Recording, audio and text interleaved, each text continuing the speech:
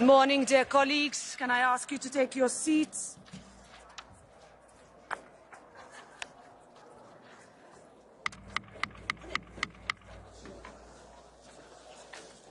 Good morning.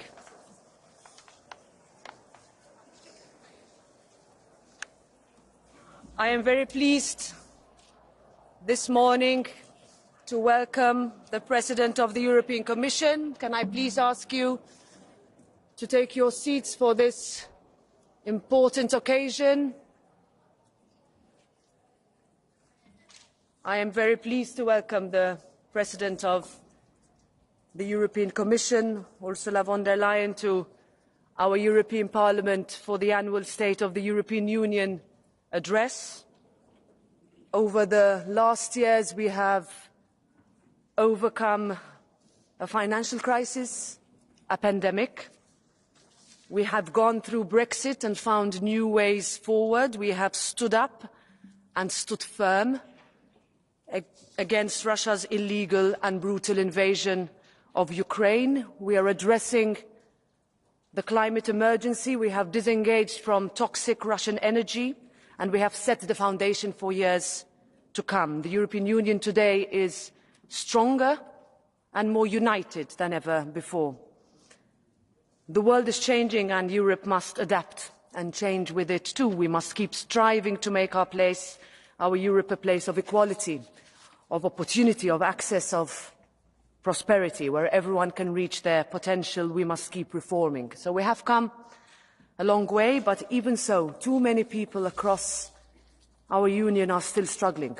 Too many women still face unfair barriers. Too many of our young people still face an uncertain future. We need to keep our people's concerns at the centre of all our actions. And to underline how we will do that, it is truly my pleasure to introduce the President of the European Commission to deliver her 2023 State of the European Union address, which for the first time, I am extremely proud to say, will be interpreted in international sign language. Dear Ursula, the floor is yours.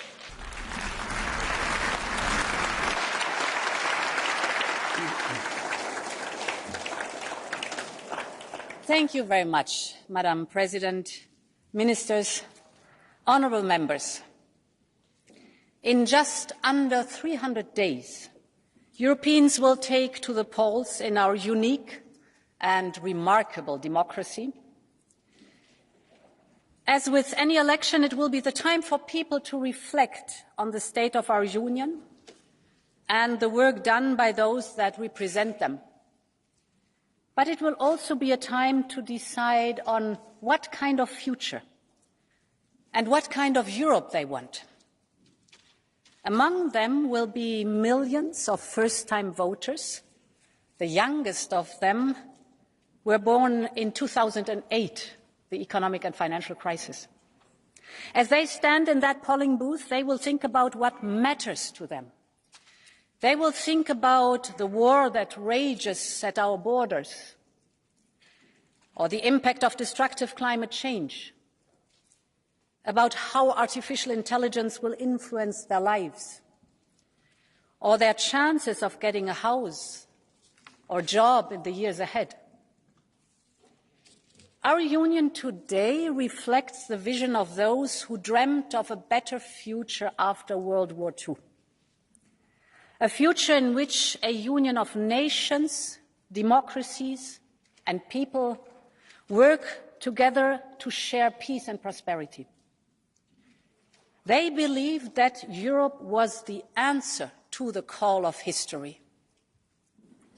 And when I speak to the new generation of young people today, I see that same vision for a better future, that same burning desire to build something better, that same belief that in a world of uncertainty, Europe once again must answer the call of history. And that is what we have to do together. This starts with earning the trust of Europeans, to deal with their aspirations and anxieties. And in the next 300 days, we must finish the job that they entrusted us with. I want to thank this House for its leading role in delivering on the most ambitious transformations this Union has ever embarked on. When I stood in front of you in 2019 with my programme for a green, a digital and geopolitical Europe, I know that some had doubts. And that was before the world turned upside down with a global pandemic and a brutal war on European soil.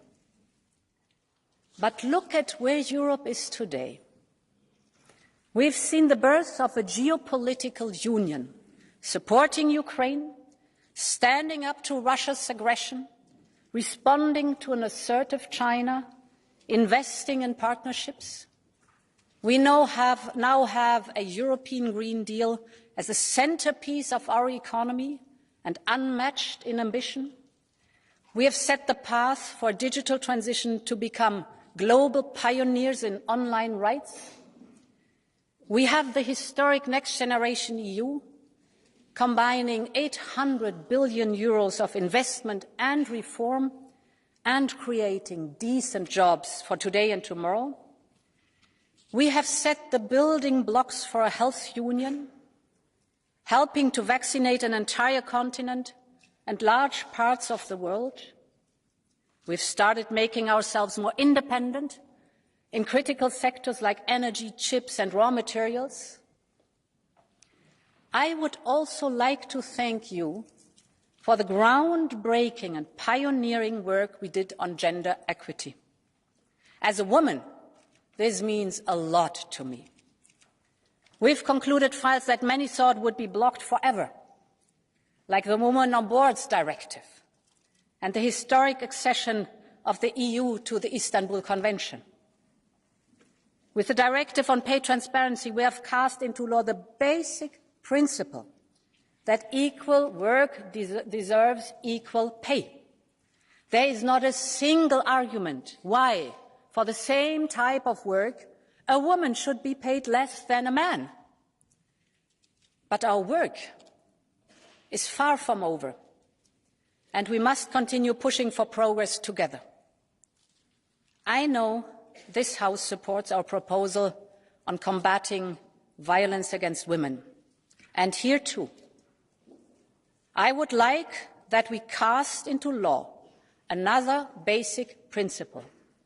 No means no. There can be no true equality without freedom from violence.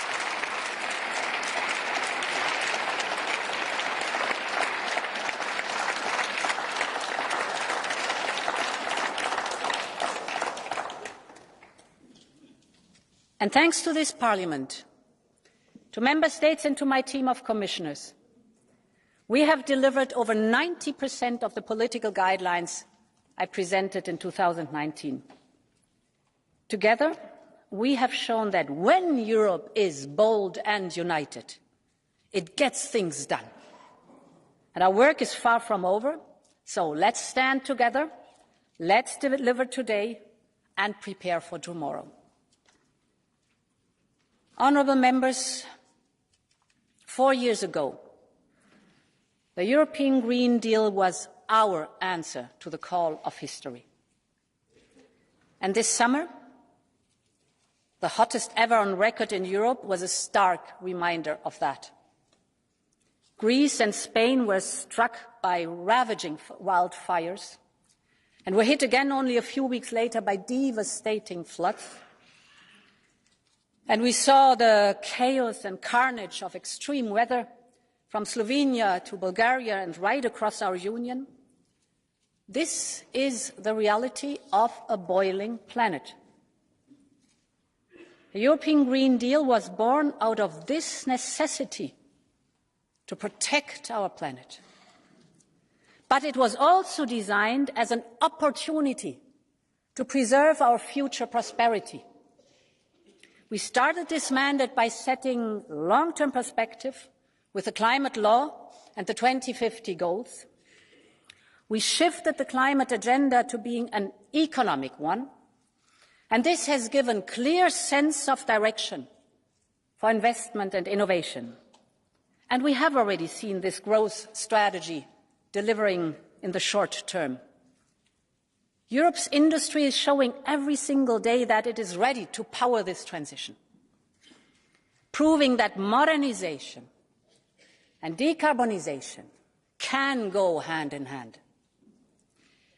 In the last 5 years, the number of clean steel factories in the European Union has grown from 0 to 38.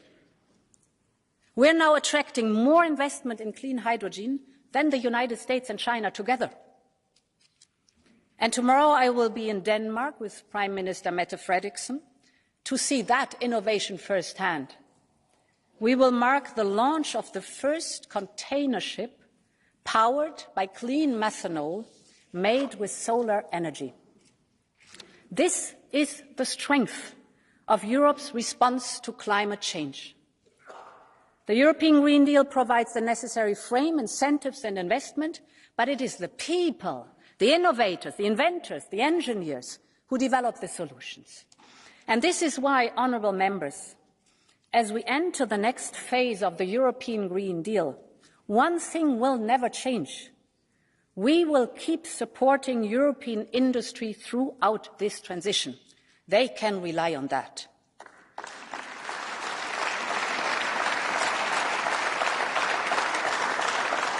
We started with a package of measures from the Net Zero Industry Act to the Critical Raw Materials Act. With our industry strategy, we're looking at the risks and needs of each ecosystem in this transition, and we need to finish this work. And with this, we need to develop an approach for each industrial ecosystem.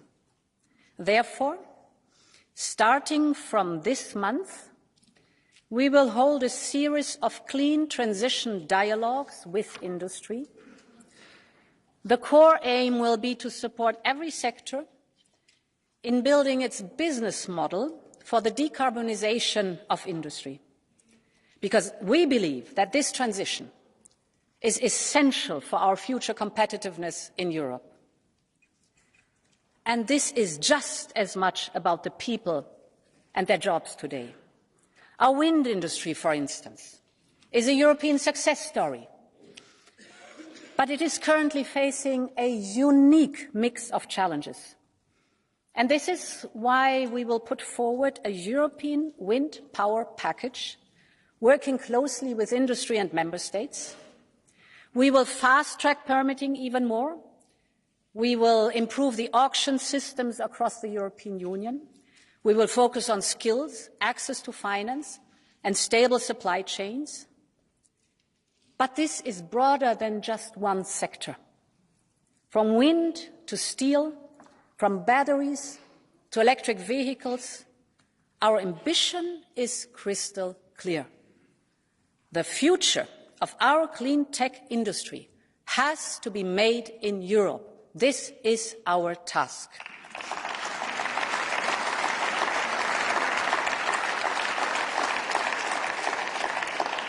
Honourable members, this shows that when it comes to the European Green Deal, we stay the course, we stay ambitious, and we stick to our growth strategy. And we will always strive for fair and just transition. That means a fair outcome for future generations to live on a healthy planet, a fair journey for all those impacted with decent jobs, and a solemn promise to leave no one behind. Just think about manufacturing jobs and competitiveness, the topic we're discussing a lot in these days. Our industries and tech companies like competition. They know that global competition is good for business and that it creates and protects jobs here in Europe. But competition is only true as long as it is fair. Too often our companies are excluded from foreign markets or are victims of predatory practices. They are often undercut by competitors benefiting from huge state subsidies. We have not forgotten how China's unfair trade practices affected our solar industry. Many young businesses were pushed out by heavily subsidized Chinese competitors. Pioneering companies had to file for bankruptcies. Promising talents went searching for fortune abroad. This is why fairness in the global economy is so important, because it affects lives and livelihoods. Entire industries and communities depend on it. So we have to be clear-eyed about the risks we face. Take the electric vehicle sector. It is a crucial industry for the clean economy with a huge potential in Europe. But global markets are now flooded with cheaper Chinese electric cars. And their price is kept artificially low by huge state subsidies. This is distorting our market. And as we do not accept this distortion from the inside in our market, we do not accept this from the outside. So I can announce today that the Commission is launching an anti-subsidy investigation into electric vehicles coming from China.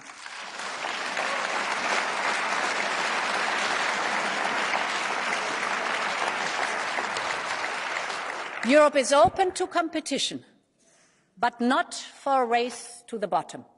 We must defend ourselves against unfair practices. But equally, it is vital to keep open lines of communication and dialogue with China, because there are also topics where we can and have to cooperate. De-risk, not decouple. This will be my approach with the Chinese leadership at the EU-China Summit later this year. Meine Damen und Herren Abgeordnete, in der Europäischen Union sind wir stolz auf unsere kulturelle Vielfalt. Wir sind das Europa der Regionen mit einer ganz besonderen Vielfalt an Sprachen, Musik, Kunst, Traditionen, Handwerk, kulinarischen Köstlichkeiten. Wir sind auch das Europa einer einzigartigen biologischen Vielfalt. Etwa 6.500 Arten kommen nur allein in Europa vor, nirgendwo anders auf der Welt. Im Norden Europas liegt das Weltnaturerbe Wattenmeer, ein einzigartiger Lebensraum der seltenen Tier- und Pflanzenarten, der ihnen eine Heimat bietet und für Millionen von Zugvögeln überlebenswichtig. Und mit der Ostsee haben wir das größte Brackwassermeer der Welt. Nach Süden schließen sich europäische Tiefebenen an, die von großen Mooren und Feuchtgebieten geprägt waren und sind.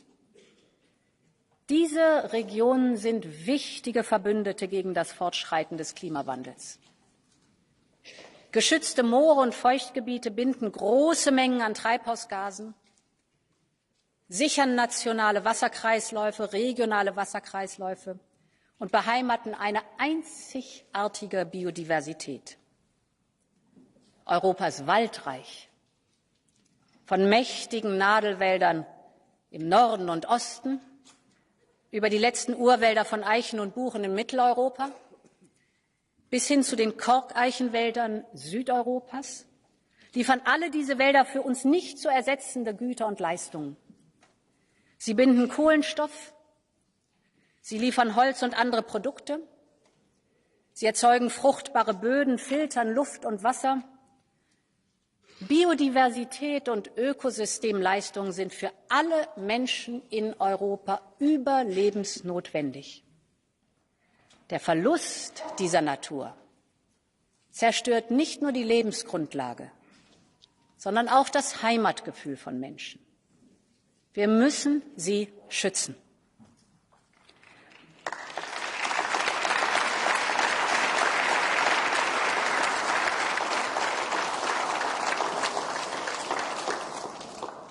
Und gleichzeitig muss auch die Sicherung unserer Lebensmittelversorgung mit und in der Natur Aufgabe sein und bleiben.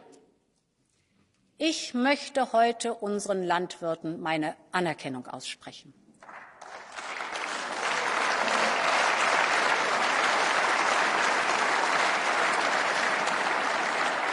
Meine Anerkennung und mein Dank dafür, dass Sie uns Tag für Tag mit Lebensmitteln versorgen.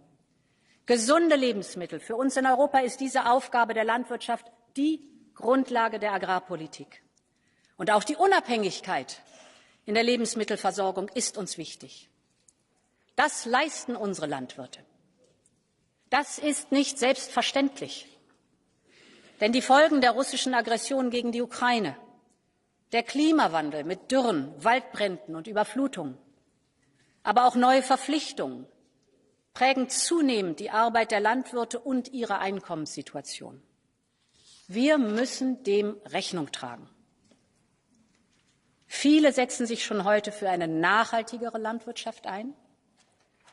Wir müssen zusammen mit den Menschen in der Landwirtschaft diese neuen Herausforderungen bewältigen. Nur so können wir unsere Lebensmittelsicherheit auch in Zukunft absichern.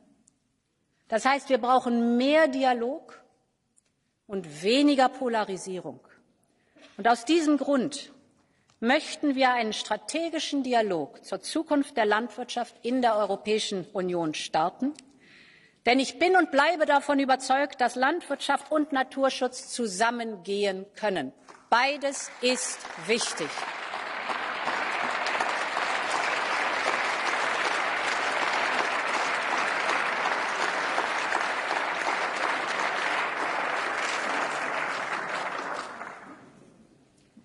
Honourable Members, a fair transition for farmers, families and industry.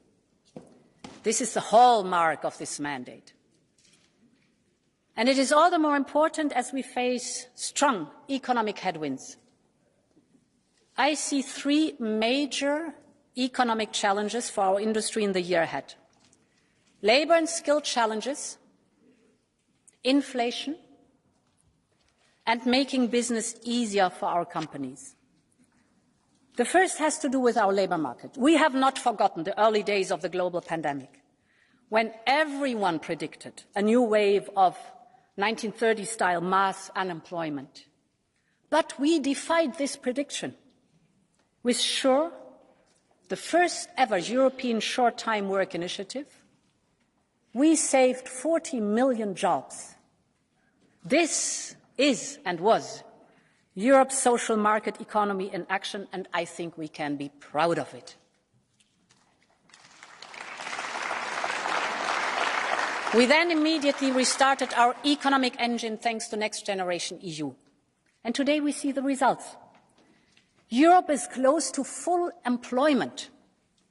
Instead of millions of people looking for jobs, millions of jobs are looking for people. Labour and skill shortages are reaching record levels, both here and across all major economies. 74% of SMEs are saying they are facing skill shortages. In the peak of the tourist season, restaurants and bars in Europe are reducing their hours because they cannot find the staff they need.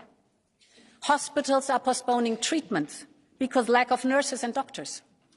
And 2/3 of European companies are looking for IT specialists, 2/3.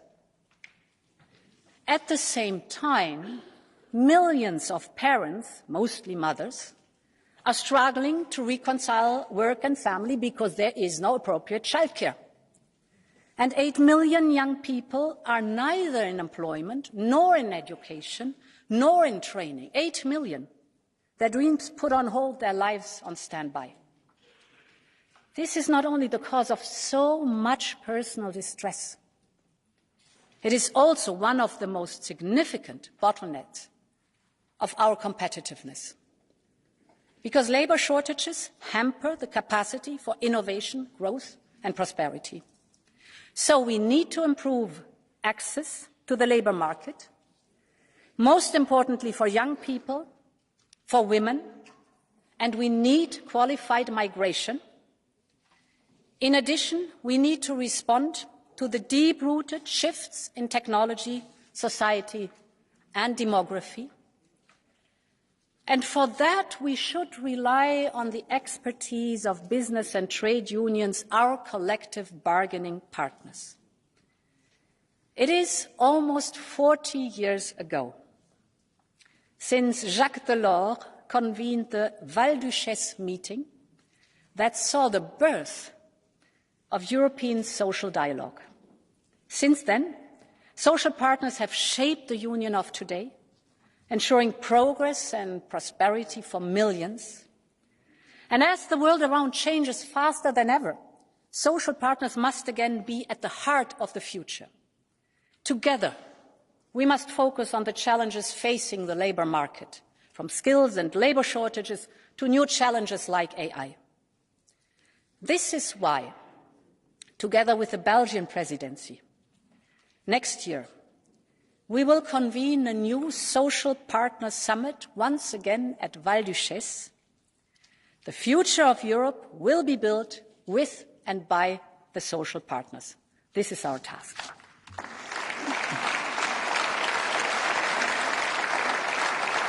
The second major economic challenge, persistent high inflation. Christine Lagarde and the European Central Bank are working hard to keep inflation under control. We know that returning to the ECB's medium-term target will take some time. The good news is that Europe has started bringing energy prices down. We have not forgotten Putin's deliberate use of gas as a weapon and how it triggered fears of blackout and an energy crisis like in the 70s. Many thought we would not make it through the winter because of lack of energy, but we made it. We made it because we stayed united, pooling our demand and buying energy together. And at the same time, and different to the 70s, we used this crisis to massively invest in renewable energy and fast-track the clean transition. We used Europe's critical mass to bring prices down and secure our supply. Just take this, the price for gas in Europe was over 300 euros per megawatt hour 1 year ago. It is now around 35. 300 today, 35. So we need to look at how we can replicate this model of power, purchasing power at the market, a model of success also in other fields like critical raw materials and, for example, clean hydrogen. The third challenge of European companies is about making it easier to do business. Small companies do not have the capacity to cope with complex administration, or they are held back by lengthy processes. This often means they do less with the time they have, and that they miss out on opportunities to grow. This is why, before the end of the year, we will appoint an EU SME envoy reporting directly to me.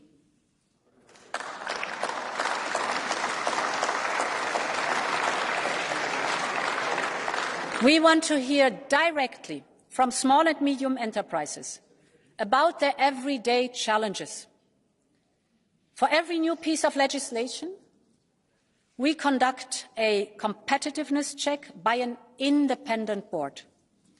And next month, we will make the first legislative proposal towards reducing reporting obligations at the European level by 25%.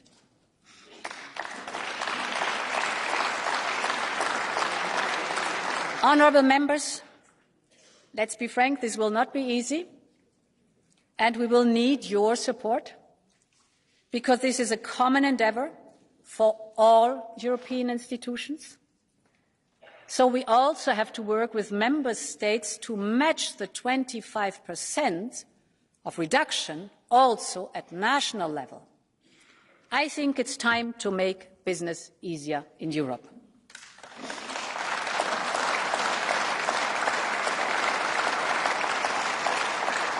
But European companies also need access to key technologies to innovate, develop and manufacture. And this is a question of European sovereignty, as the leaders underlined in Versailles.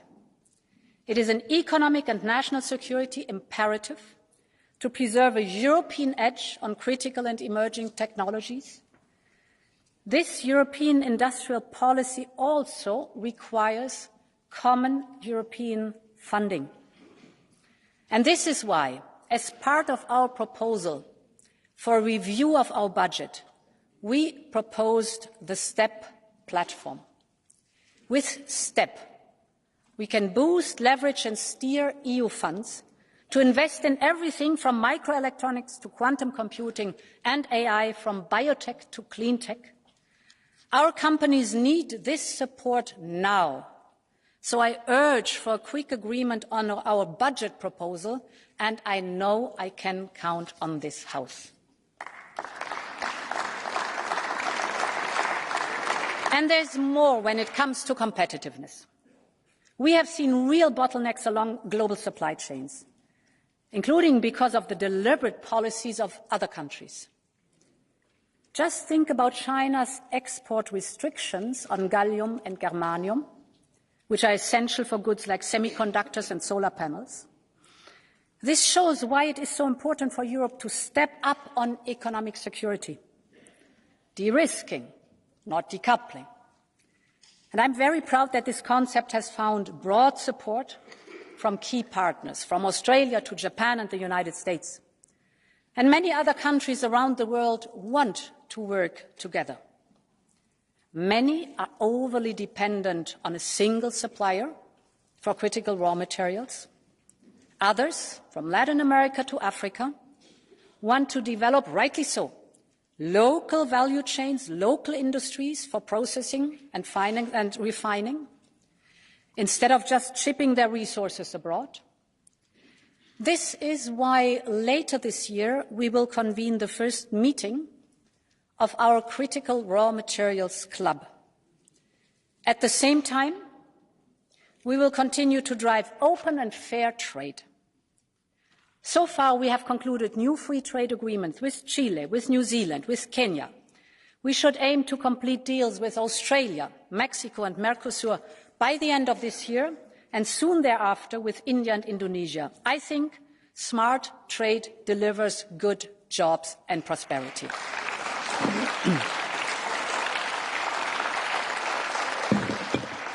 Honourable members, these three challenges, labour, inflation and business environment, come at a time when we are also asking industry to lead on the clean transition. So we need to look further ahead and set out how we remain competitive as we do that. And that is why I have asked Mario Draghi, one of Europe's great economic minds, to prepare a report on the future of European competitiveness, because Europe will do whatever it takes to keep its competitive edge.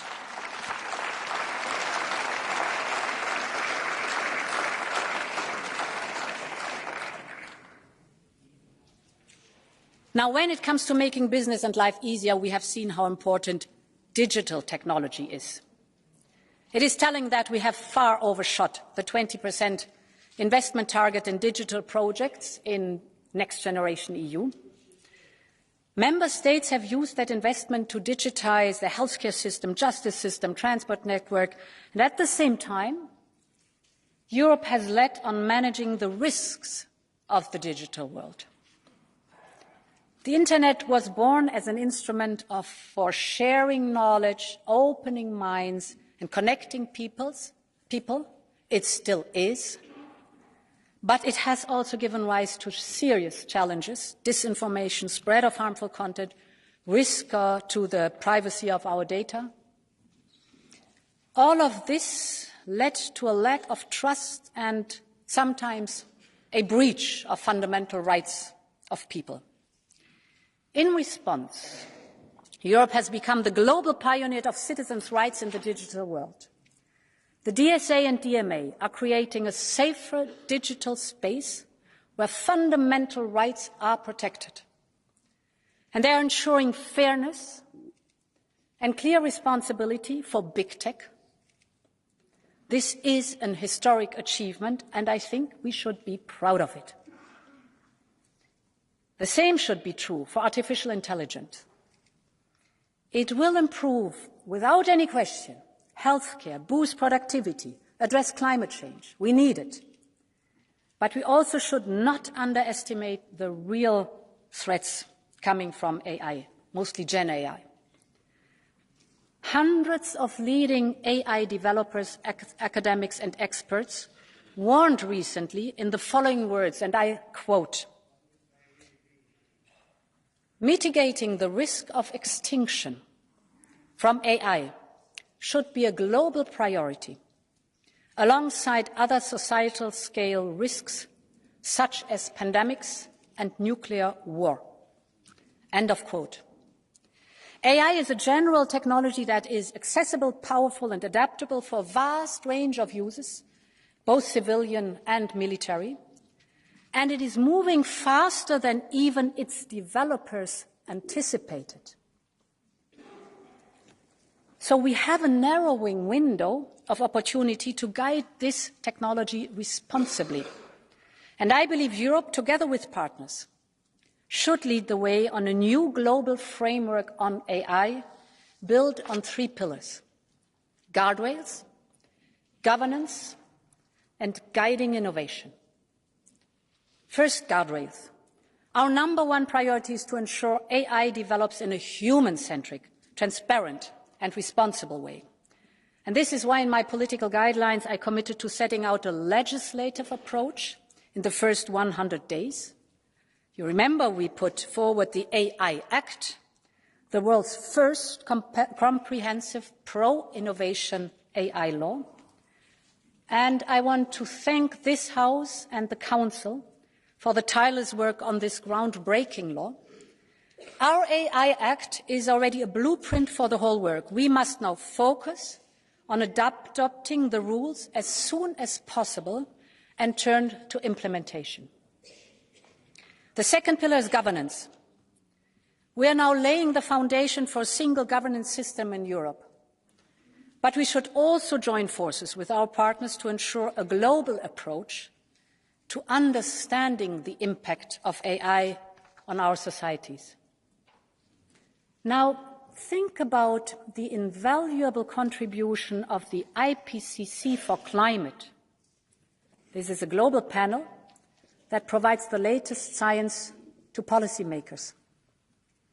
I believe we need a similar body for AI, on the risks and on its benefits for humanity. Yes, with scientists, but also tech companies and independent experts all around the world. This will allow us to develop a fast and globally coordinated response, building on the work done by the Hiroshima process and others. And the third pillar is guiding innovation in a responsible way. Thanks to our investment in the last years, Europe has now become a leader in supercomputing, with 3 out of the 5 most powerful supercomputers in the world. So we need to capitalize on that.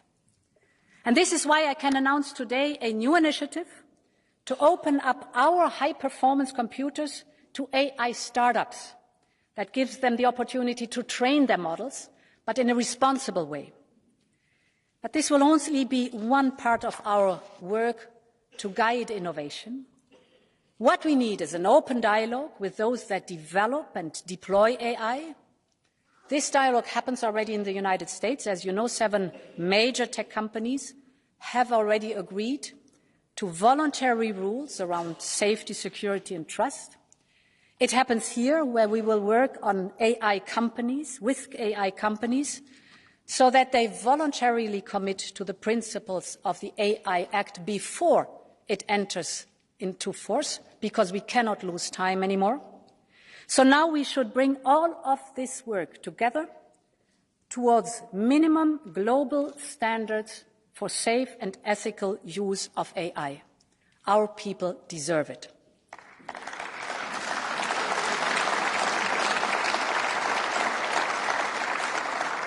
Honourable members, when I stood here 4 years ago, I said that if we are united on the inside, nobody will divide us from the outside.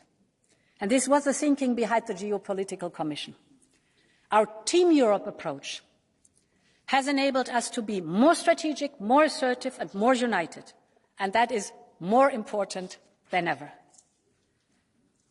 Our heart bleeds when we see the devastating loss of life in Libya and Morocco after the violent floods and earthquake. Europe will always stand ready to support in any way we can. Or think about the Sahel region, one of the poorest, yet fastest growing demographically. The succession of military coups will make the region more unstable for years ahead. Russia is both influencing and benefiting from the crisis, and the region has become fertile ground to the rise of terrorism.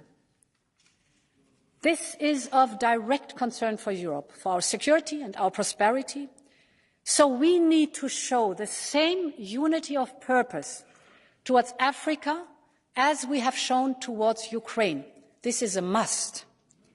We need to focus on cooperation with legitimate governments and regional organizations. We need to develop a mutually beneficial partnership which focuses on common issues for Europe and Africa.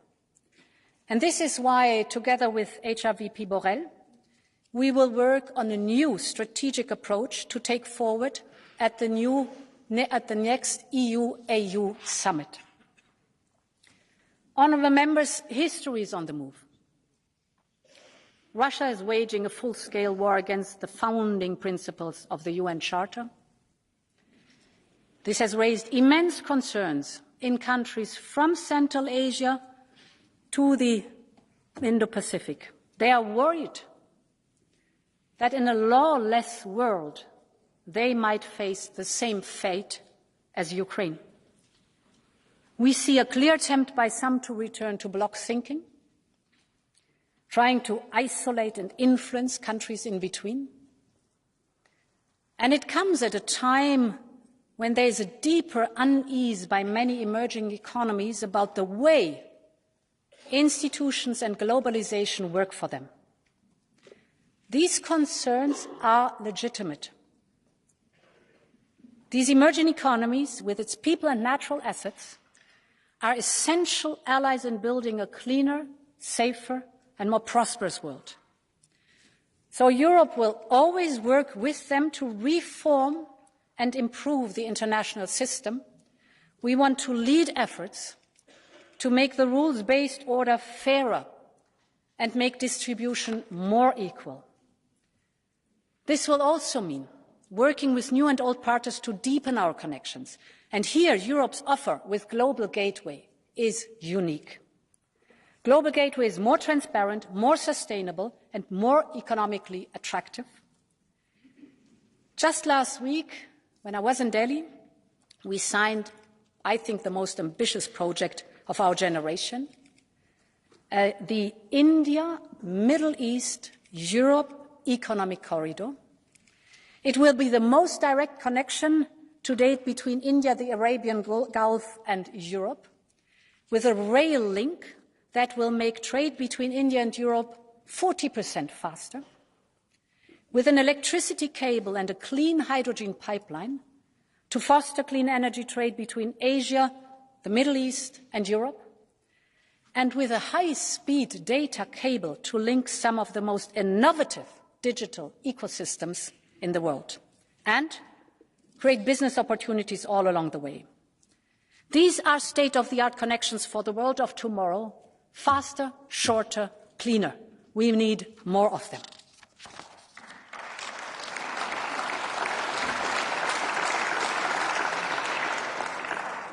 And Global Gateway is making the real difference. I've seen it in Latin America, Southeast Asia, and across Africa, from building a local hydrogen economy with Namibia and Kenya, to the digital economy with the Philippines. These are investments in our partners' economies, and they are investment in Europe's prosperity and security in a fast-changing world.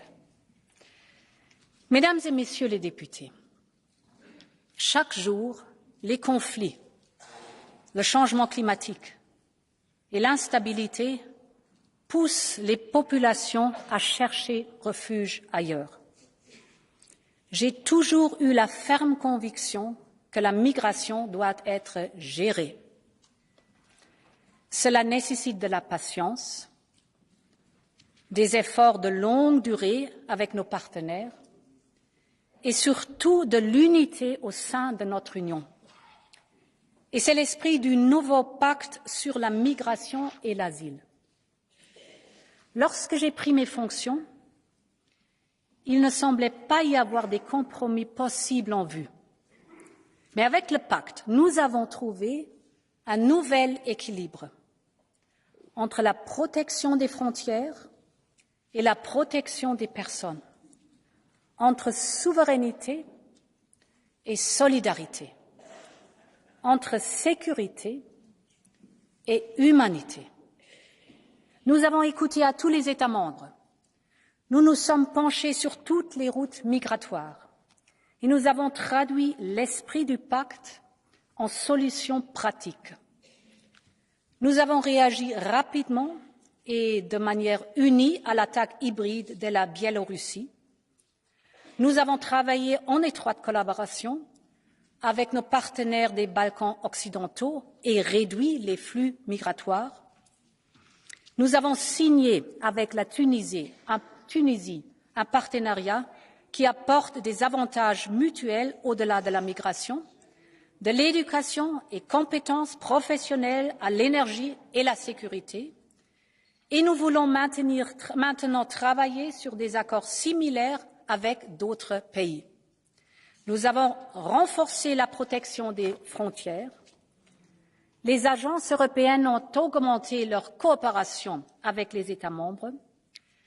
Et je veux remercier en particulier la Bulgarie et la Roumanie d'avoir montré la voie en mettant en avant les bonnes pratiques en matière d'asile et de retour, et elles ont prouvé, la Bulgarie et la Roumanie font partie de notre espace Schengen.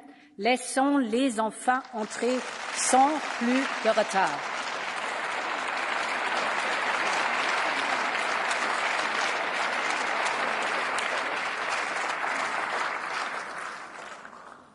Mesdames et Messieurs, notre travail sur la migration se fonde sur la conviction que l'unité est à notre portée. Un accord sur le pacte n'a jamais été aussi proche. Le Parlement et le Conseil ont une occasion historique de le faire aboutir. Montrons que l'Europe peut gérer l'immigration avec efficacité et compassion. Finissons le travail.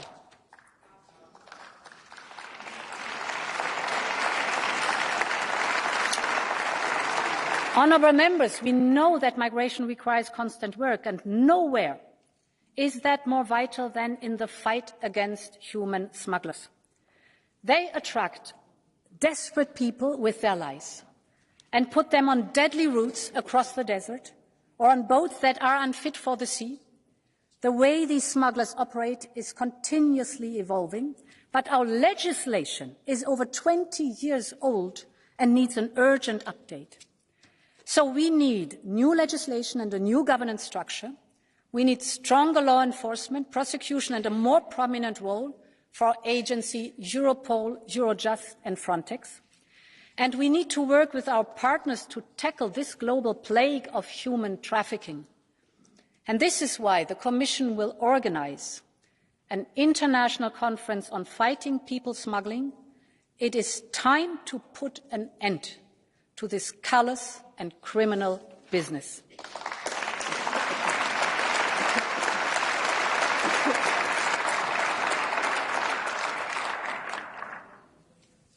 Honourable members, on the day when Russian tanks crossed the border into Ukraine, a young Ukrainian mother set off for Prague to bring her child to safety. When the Czech border official stamped her passport, she started to cry. Her son didn't understand, and he asked his mother why she was crying. She answered, "Because we are at home." "But this is not Ukraine," he said. So she explained, "This is Europe." On that day, that Ukrainian mother felt that Europe was her home. Because home, as she said, is where we trust each other. And the people of Ukraine could trust their fellow Europeans.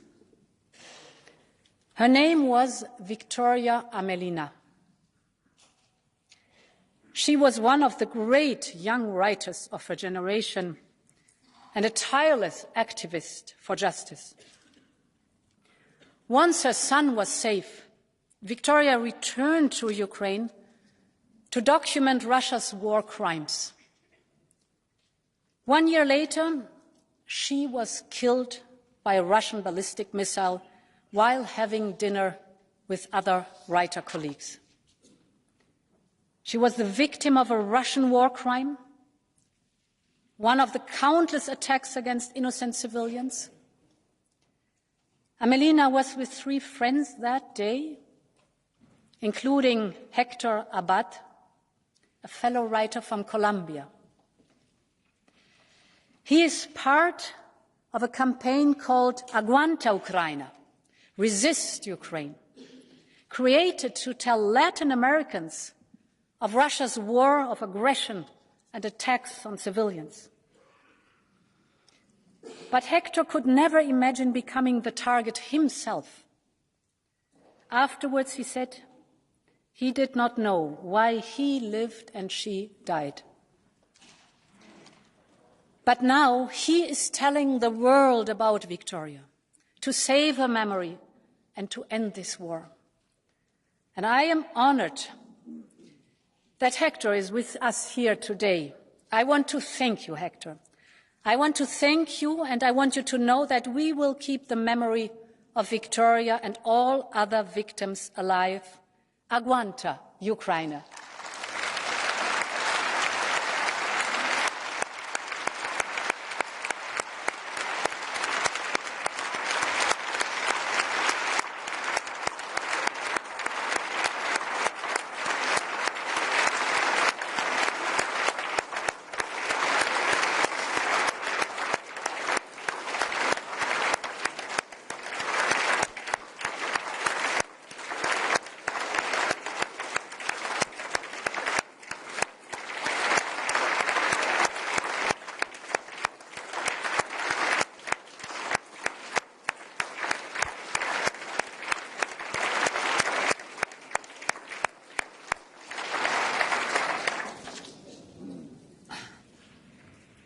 Honourable members, we will be at Ukraine's side every step of the way, for as long as it takes. Since the start of the war, 4 million Ukrainians have found refuge in our Union. And I want to say to them that they are as welcome now as they were in those fateful first weeks. We have ensured that they have access to housing, healthcare, the job market, and much more. And honourable members, this was Europe answering the call of history. And so I am proud to announce that the Commission will propose to extend our temporary protection to Ukrainians in the European Union. Our support to Ukraine will endure.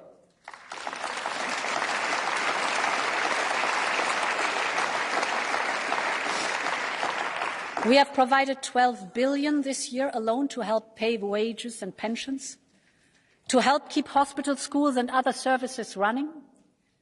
And through our ASAP proposal, we are ramping up ammunition production to help match Ukraine's immediate needs. But we are also looking further ahead. And this is why we have proposed an additional 50 billion euros for over 4 years for investment and reforms. This will help build Ukraine's future to rebuild a modern and prosperous country. And that future is clear to see.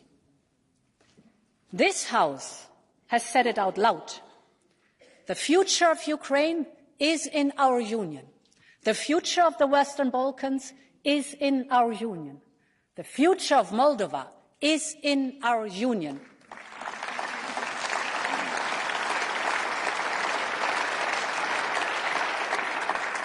And I know how important the EU perspective is for so many people in Georgia. Honourable members, I started by speaking of Europe responding to the call of history.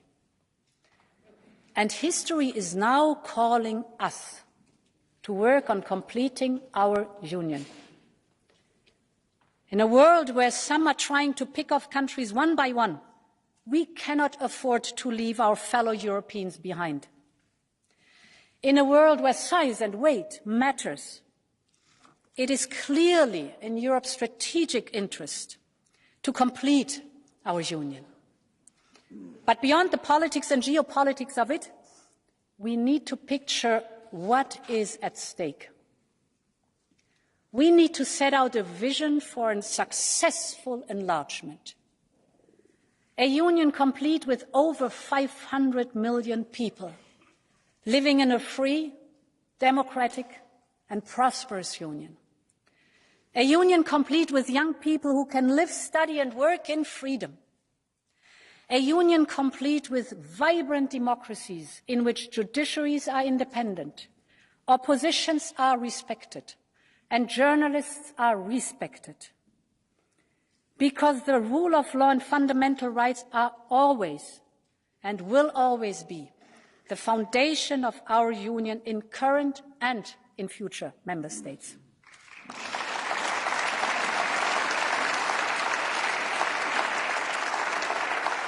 And this is why the Commission has made the rule of law reports a key priority. We now work closely with member states to identify progress and concerns and make recommendations for the year ahead. This has ensured accountability in front of this House and national parliaments. It has allowed for dialogue between member states and it is delivering results. I believe that we can do the same for future member states. And this is why I'm very happy to announce that we will open the rule of law reports to those accession countries who get up to speed even faster. This will place them on an equal footing with member states and support them in their reform efforts. And it will help ensure that our future is a union of freedom, rights and values for all.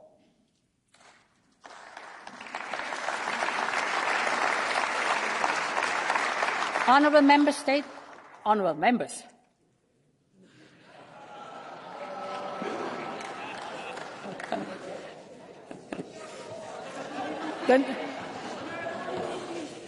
the next sentence is, this is on our shared interest.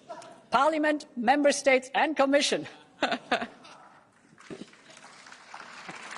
This is in our shared interest.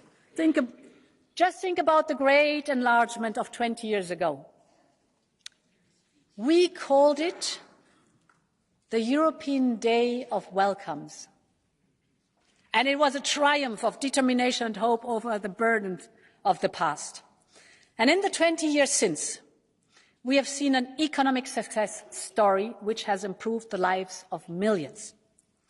I want us to look forward to the next European Day of Welcomes and the next economic success stories. I know this is not an easy road. Accession is merits-based, and the Commission will always defend this principle. It takes hard work and leadership, but there is already a lot of progress. We have seen the great strides Ukraine has already made since we granted them candidate status. And we've seen the determination of other candidate countries to reform. So, honourable members, it is now time for us to match this determination. And that means thinking about how we get ready for a completed union. We need to move past old binary debates about enlargement. This is not a question of deepening integration or widening the union. We can and we must do both to give us the geopolitical weight and the capacity to act. And this is what our union has always done. Each wave of enlargement came with a political deepening. We went from coal and steel towards full economic integration. And after the fall of the Iron Curtain, we turned an economic project into a true union of people and states. I believe that the next enlargement must also be a catalyst for progress.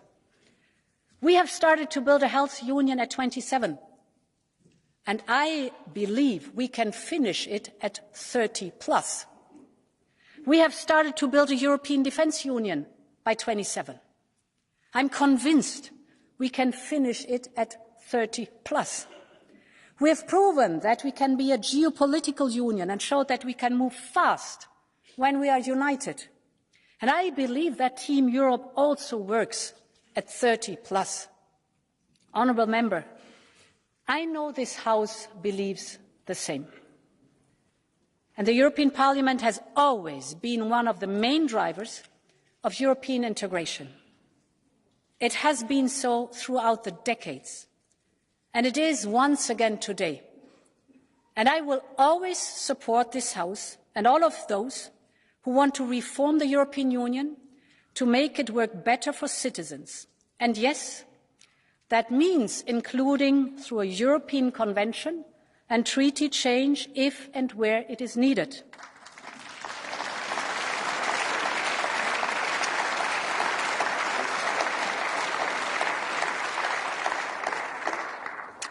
But we cannot and we should not wait for treaty change to move ahead with enlargement.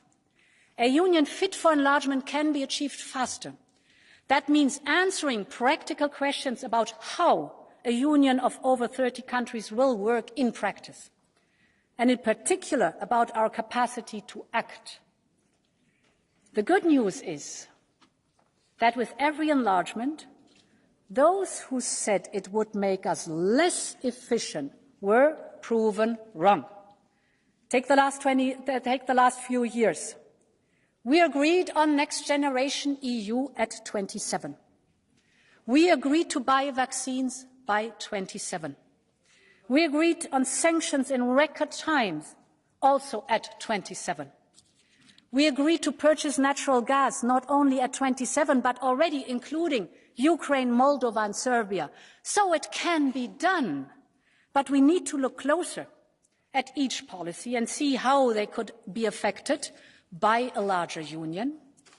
And this is why the Commission will start working on a series of pre-enlargement policy reviews to see how each area might need to be adapted to a larger union. We will need to think about how our institutions would work, how the Parliament and the Commission would work. We need to discuss the future of our budget in terms of what it finances, how it finances it, and how it is financed. And we need to understand how to ensure credible security commitments in a world where deterrence matters more than ever. These are questions we must address today if we want to be ready for tomorrow. And the Commission will play its part. And this is why we will put forward our ideas to the leaders' discussion under the Belgian presidency. We will be driven by the belief that completing our union is the best investment in peace, security and prosperity for our continent. So it is time for Europe to once again think big and write our own destiny.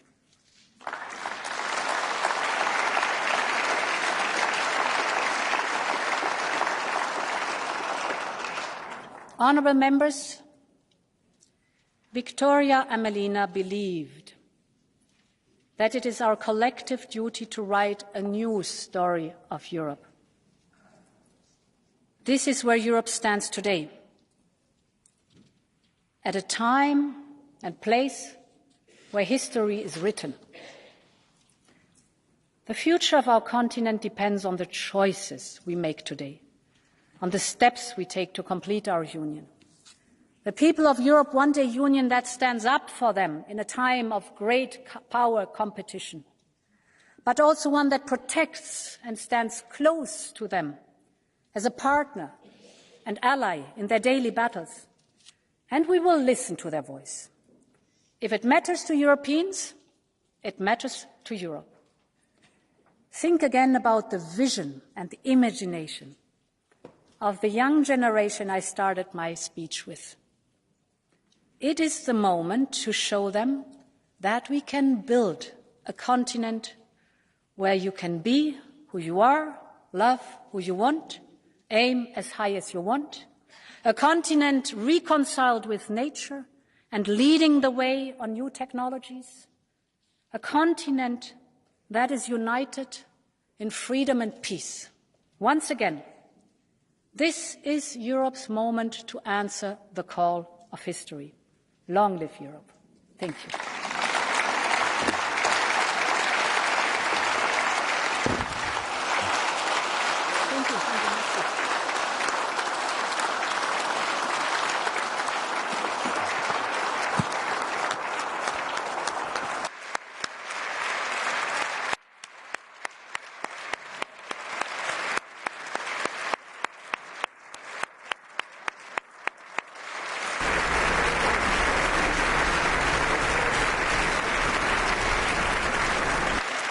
Thank you very much. Thank you very much, President von der Leyen. And now we move to the first reactions by the representatives of the political groups, starting with the EPP Group, Manfred Weber.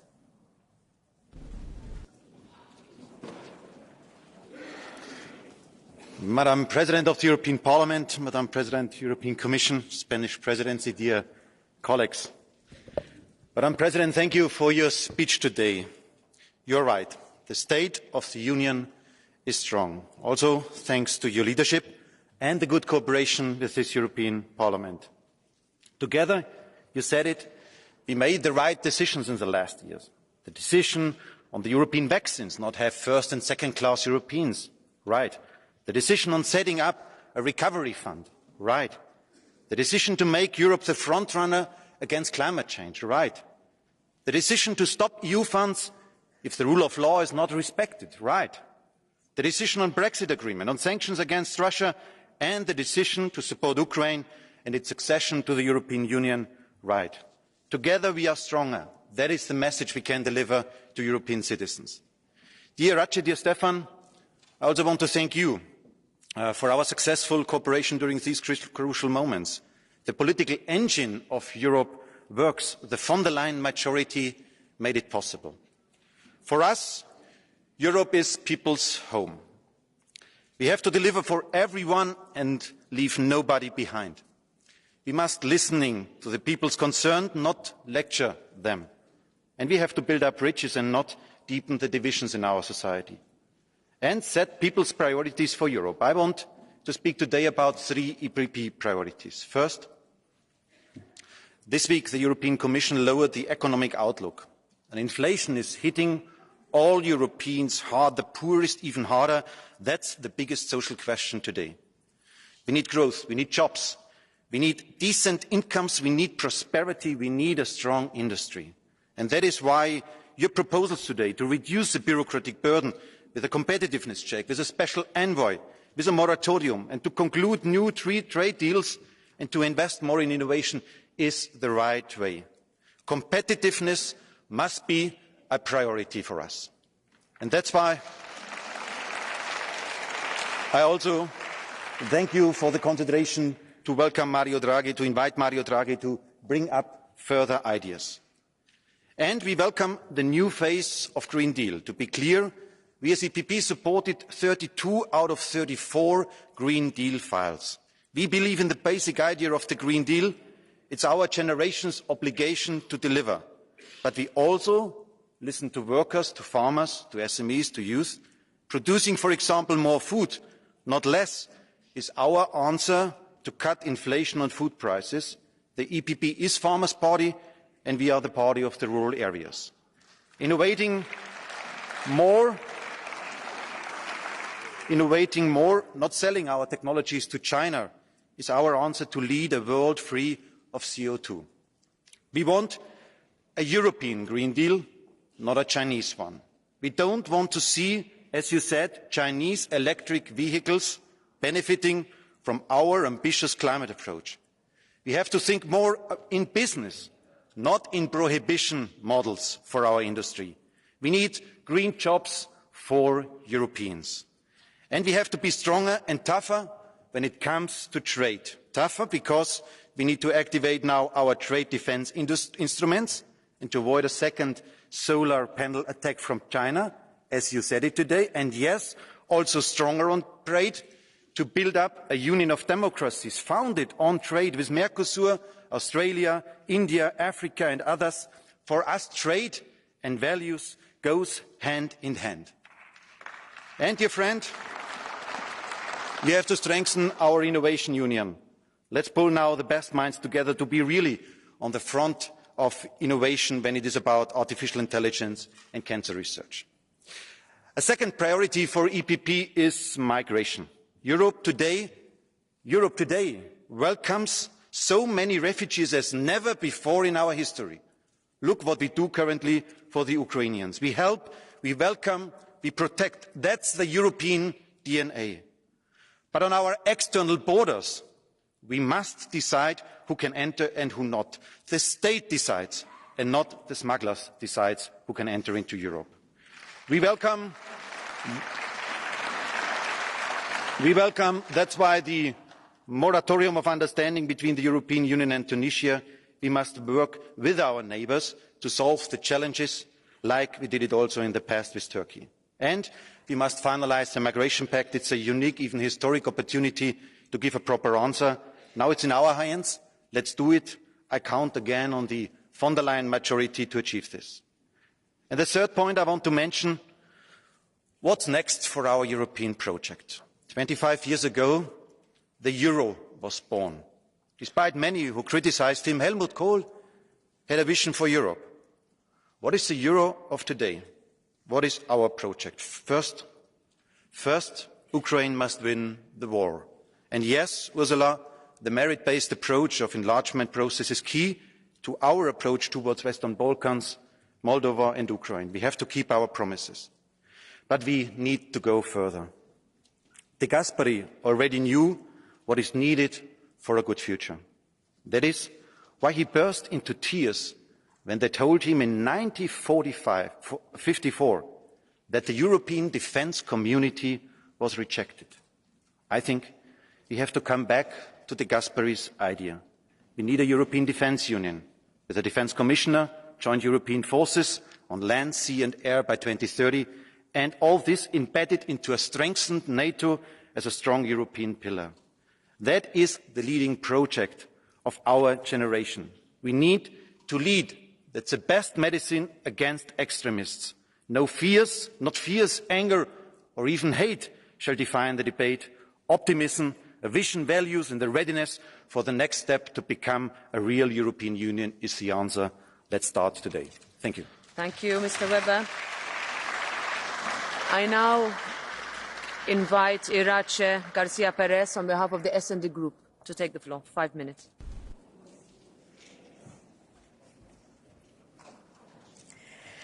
Señora presidenta, asistimos al último debate de la legislatura sobre la Unión, que tiene lugar en un momento de profundos cambios. Presidenta von der Leyen, comisarios, comisarias, gracias por su capacidad de diálogo para alcanzar consensos. Desde el Grupo de Socialistas y Demócratas estamos muy orgullosos de haber contribuido y de haber liderado históricas decisiones que han puesto a Europa nuevamente en el corazón de nuestra ciudadanía. Frente a la respuesta dada por la crisis financiera en 2008, la estrada por la política de austeridad impuesta por la derecha, la respuesta a la pandemia y a la guerra de Rusia contra Ucrania, liderada por la socialdemocracia, ha estado marcada por la unidad y por la solidaridad. Ahora nuestra principal prioridad tiene que ser impulsar la reindustrialización para garantizar la autonomía estratégica abierta, con una mirada hacia África y hacia América Latina. Junto a la reindustrialización debemos avanzar en la transición ecológica. Frenar los efectos del cambio climático es una obligación legal y una obligación moral. Tenemos que impulsar la reforma del mercado eléctrico para acelerar el despliegue de las energías renovables y reducir los precios de la electricidad. Señora von der Leyen, frente a quienes apuestan por el negacionismo climático, es fundamental que hoy haya roto su silencio con un mensaje claro de apoyo al Pacto Verde, comprometiéndose a impulsar las leyes de restauración de la naturaleza y la calidad del aire. Vamos a prestar mucha atención a que estas afirmaciones se cumplan. Pero para crear riqueza y nuevas oportunidades tenemos que consolidar el pilar social. Y sobre eso, señora von der Leyen, me hubiera gustado escuchar un mayor compromiso. La inflación, los altos tipos de interés, el encarecimiento de las hipotecas dificulta un proyecto de vida justo. La vivienda pública como derecho y no como bien de especulación, la paridad en el empleo, la prohibición de las prácticas no remuneradas, el ingreso mínimo vital y una estrategia antipobreza con objetivos vinculantes deben de ser una realidad.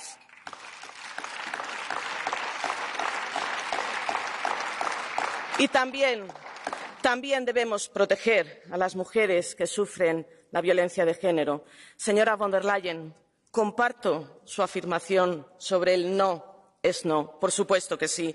Y ahora ha llegado el momento de dar un paso adelante e incorporar la violencia contra las mujeres en la lista de delitos de la Unión Europea. Nuestra lucha por la justicia es irrenunciable, porque la cohesión social no solo dignifica a las personas, sino que nos permite actuar con peso y con voz en el mundo. Hoy estamos unidos frente al agresor.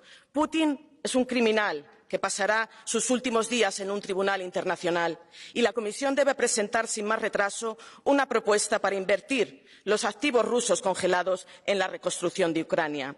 Estamos unidos, pero no caigamos en la autocomplacencia.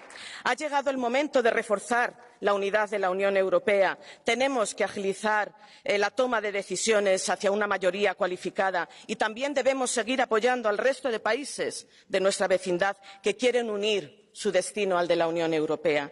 Y a la vez que afrontamos los principales desafíos, necesitamos dar solución a otros retos que marcarán el futuro de Europa. El Pacto de Migración y Asilo para evitar la pérdida de vidas en el Mediterráneo. Y permítanme decir aquí una cosa, señora von der Leyen.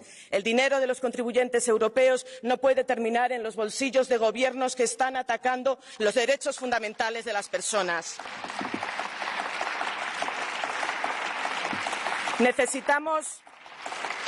Necesitamos una capacidad fiscal permanente para afrontar futuras crisis, reforma de reglas fiscales, mayor justicia social. Es imprescindible una economía no solo más competitiva. No sirve solo crecer económicamente. Ese crecimiento económico se tiene que traducir en que la gente viva mejor, en que se distribuyan los beneficios para todos y no los privilegios para unos pocos. Señorías, vivimos en la Unión Europea un proyecto de vida que ha construido el mejor lugar para la democracia, los derechos, la igualdad y la solidaridad. Y hoy la alianza de la derecha y la extrema derecha representa el fracaso rotundo que va hacia la involución. Señor Weber, en política es fundamental ser coherente, y ser coherente significa que las palabras vayan acorde con los hechos. Usted no puede apelar y referirse a la mayoría von der Leyen y luego sumar sus votos a la extrema derecha para conformar gobiernos y para conformar mayorías en este Parlamento. Eso no se puede hacer. Pero no hay marcha atrás. No hay marcha atrás. Seguiremos construyendo una Unión próspera, abierta e integradora.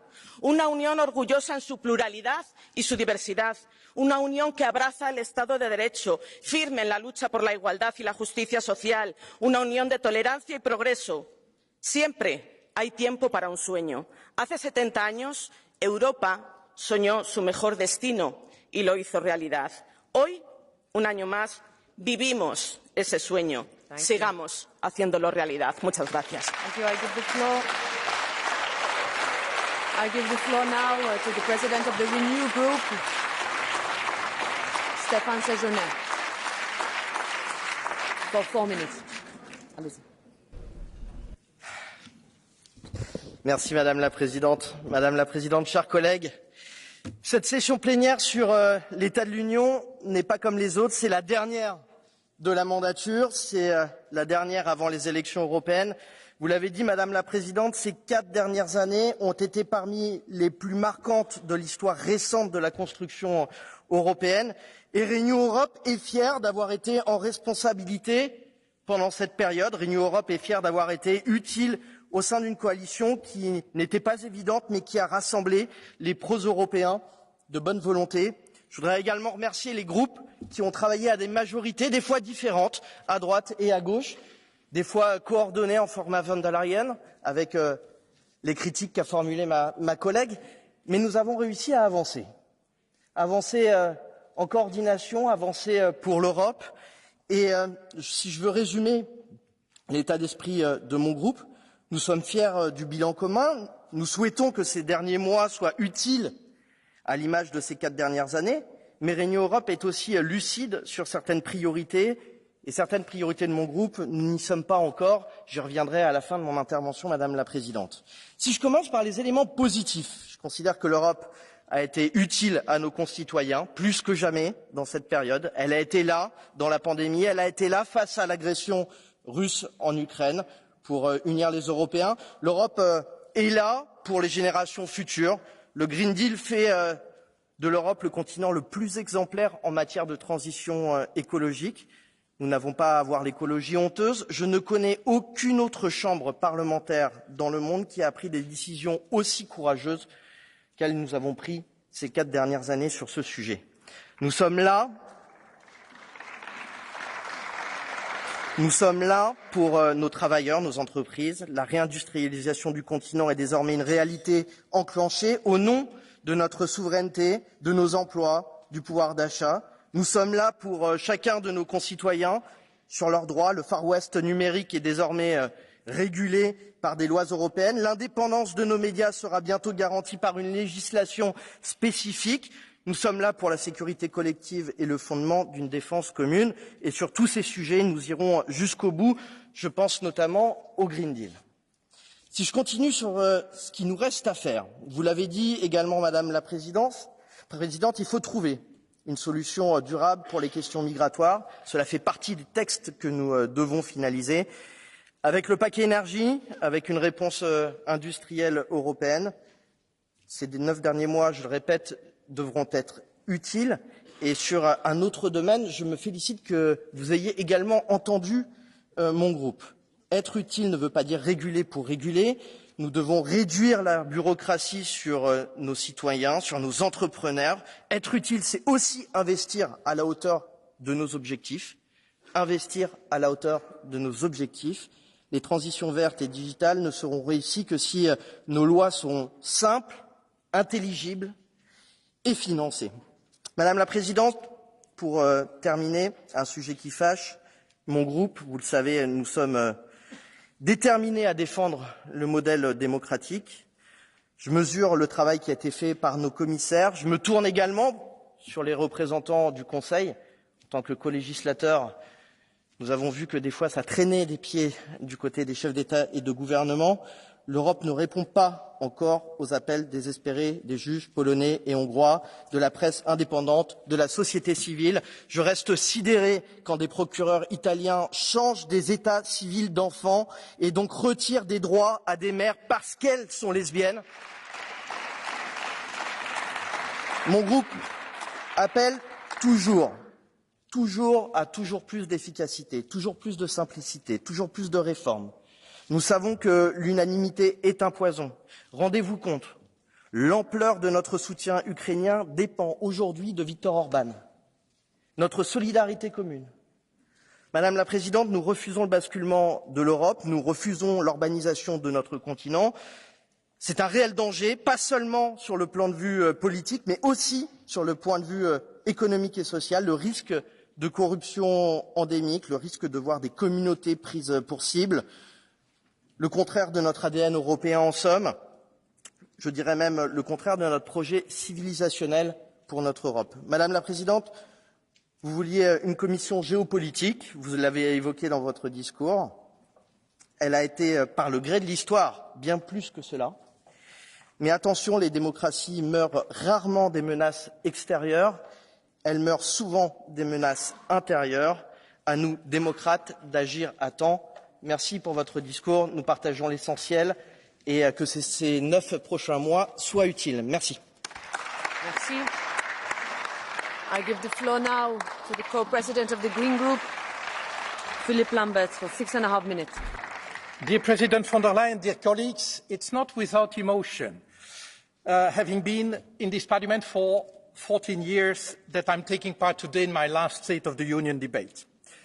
For 10 years, I witnessed a European Union blinded by economic orthodoxy, deaf to the social and climate emergencies. But 2019 marked a turning point. For the first time in its history, the European Union made the fight against climate change a top priority. And against all odds, the European Green Deal withstood the pandemic and the war that rocked the European Union. Each time, it was put front and centre in our response. We owe very much of this to you, Madam President, to your vision, your persistence and your leadership. Unsurprisingly, those who never embraced the European Green Deal in the first place are now calling for a pause, a moratorium, to weaken its ambition in the name of protecting our competitiveness, if you see what I mean. To them, I say this. We are not above nature. Humanity is part of nature. Whether we like it or not, there are limits to what our planet can take and to what it can give. Respecting those limits is not the Greens' hobby horse. It is a question of survival. And this struggle for survival, all too many European citizens are now seeing firsthand. Can you imagine a Greek firefighter walking away from the raging inferno? Or a rescue worker, when floods hit Slovenia, say, let's take it easy? No. They are giving everything they have to get these climate events under control. We owe it to them and to every citizen caught up in the extremes unleashed by climate change to act with all we have. We have waited for too long. So stand firm, Madam President. We cannot content ourselves with just implementing what has already been decided, which in itself is not enough to meet the 1.5-degree warming target. So much remains to be done. Instead of carbon sinks, our agriculture and our forestry have become net carbon emitters. Our land, water and air are so polluted by forever chemicals, heavy metals, fine particles, plastics, that they are causing massive death and disease. And this leads to a collapse in biodiversity which endangers our lives and livelihoods. But as you said, Madam President, the ecological transition is not just a necessity. It is the single biggest economic opportunity for Europe. Shying away from it would make us followers, also rants, condemned to import the solutions we need from the rest of the world. The key to competitiveness, dear colleagues, is for our economies to embrace the green transition, to support entrepreneurs who want to lead it, and to ditch the rent seekers. This is the surest route to EU prosperity. La viabilité politique du Green Deal européen dépendra cependant de notre capacité à demander plus à ceux qui ont le plus et moins à ceux qui ont le moins. Car s'il y a des limites à ce que nous pouvons faire subir à la planète, il y en a tout autant aux injustices que nos sociétés peuvent tolérer. Crise financière, crise de l'euro, pandémie, guerre en Ukraine, crise énergétique, ce sont à chaque fois les citoyens ordinaires qui passent à la caisse, pendant que les détenteurs de capitaux accumulent sans relâche. Même Christine Lagarde le dit, le gros de l'inflation actuelle est dû au gonflement abject, mon adjectif, des profits des grandes entreprises. Vous m'objecterez sans doute, Madame la Présidente, que les grands leviers de la justice sociale et fiscale sont du ressort des États membres, et c'est vrai. Mais si par le passé la Commission européenne a su pousser nos gouvernements à adopter des réformes injustes, elle peut tout autant aujourd'hui les inciter à faire ce qui est juste. Elle dispose moins de moyens d'action directs. Prenons le cas du logement. La plupart des jeunes ne savent plus se loger dans les villes où ils travaillent. En cause, la spéculation causée par la financiarisation du secteur immobilier. Bonne nouvelle, la régulation financière est une compétence de l'Union. Qu'attendez-vous donc pour agir sur ce front explosif? Pas plus que la nature, les biens communs ou l'énergie, Le logement ne peut être un simple actif financier laissé aux aléas du marché. Si la transition écologique et solidaire doit être notre projet fédérateur, ne perdons jamais de vue que notre Union est d'abord une communauté de valeurs. Or, partout en Europe, les libertés fondamentales sont en danger, que ce soit au travers de la remise en cause des droits des femmes, le sous-financement et la mise sous tutelle de la justice, l'hyperconcentration des médias, l'espionnage de journalistes, d'activistes, de leaders politiques ou encore les violences policières à l'encontre de manifestants et de personnes racisées. Madame la Présidente, malgré les pressions juridiques et financières que vous avez exercées sur 2 États membres, les dérives se poursuivent et s'accentuent. En tant que gardienne du droit européen, la Commission va devoir redoubler d'efforts et pas seulement à l'égard de la Pologne ou de la Hongrie. Speaking of fundamental values, the one that comes first in Article 2 is human dignity. And there is no greater denial of this fundamental value than the way we treat people seeking protection from us. Today, European asylum policy boils down to make Europe a fortress and to rely on autocrats, dictators and failed states to keep refugees and migrants away from our shores. This has made smugglers rich and turned the Mediterranean into a mass grave. And I'm afraid, Madam President, I don't share your optimism. The EU Pact on Asylum and Migration does not fundamentally change this deadly logic. Our Union has a duty, a responsibility, and I would even say a need, to take its fair share in welcoming forcibly displaced people.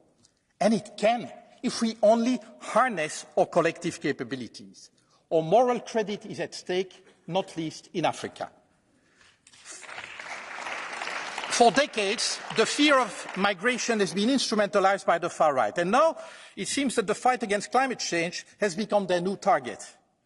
But what concerns me even more, Madam President, is the fact that a growing number of your party colleagues are embracing the same strategy, the same language, in the hope probably of bringing voters back into the EPP fold.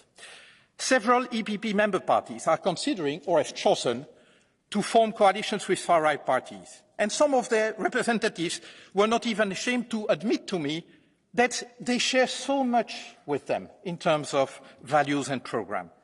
So in the name of the Greens European Free Alliance, I'm appealing to you. Don't let Robert Schuman's party drift away from its values, the values on which the European Union has been founded.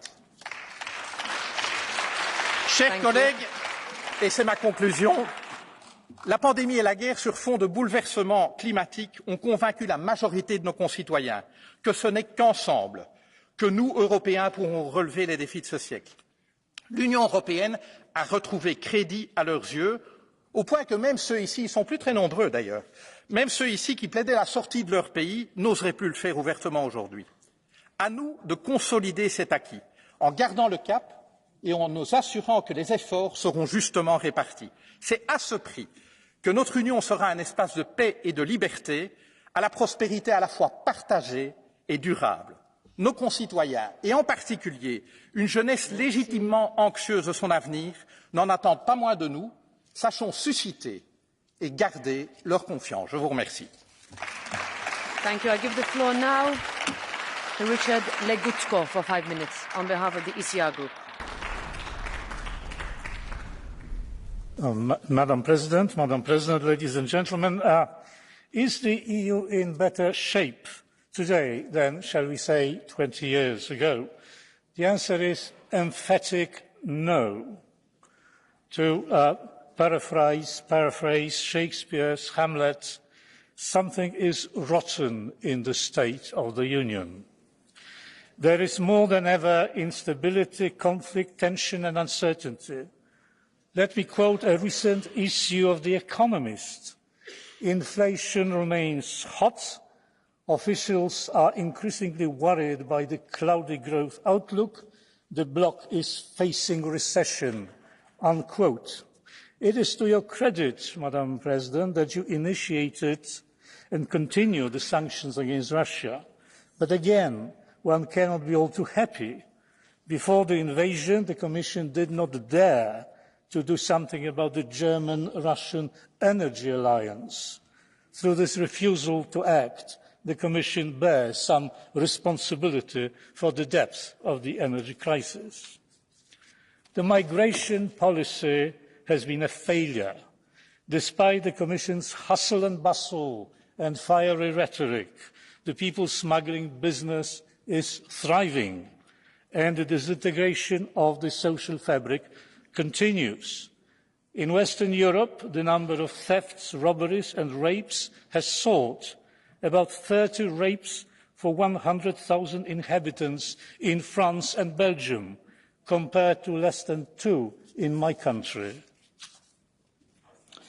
The Green Deal, the Commission's flagship, instead of being a vehicle of growth, is a costly extravaganza, over €300 billion by 2030, with rising living costs, energy bills and other unpleasant aspects of the Commission's and the Parliament's fantasies. The Commission has been unsurprisingly silent on this matter. The last sinister fantasy is the nature restoration law. The curator of these harmful reveries, Mr. Timmermans, has taken a convenient exit and seeks his luck in national politics. I hope Dutch voters will give him what he deserves. Another financial extravaganza has been the common debt of €800 billion by 2026. We already know the predictions were erroneous. The cost of all this will be at least twice as high.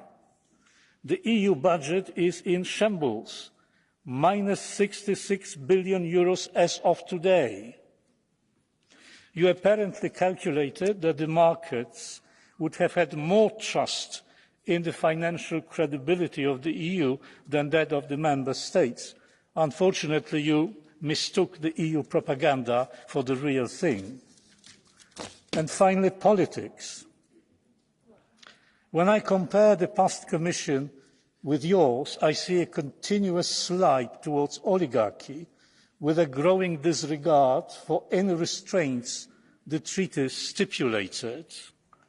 The Commission turned into a partisan machine, meddling in national politics, trying to topple the governments they don't like. You yourself, Madam President, threatened the Italian voters before the elections. Let me quote you: "If things go in a difficult direction, we have tools," you said. Let me remind you, you don't have any tools to interfere with the democratic process of the nation state. Mr. Lukashenko has such tools. You don't. You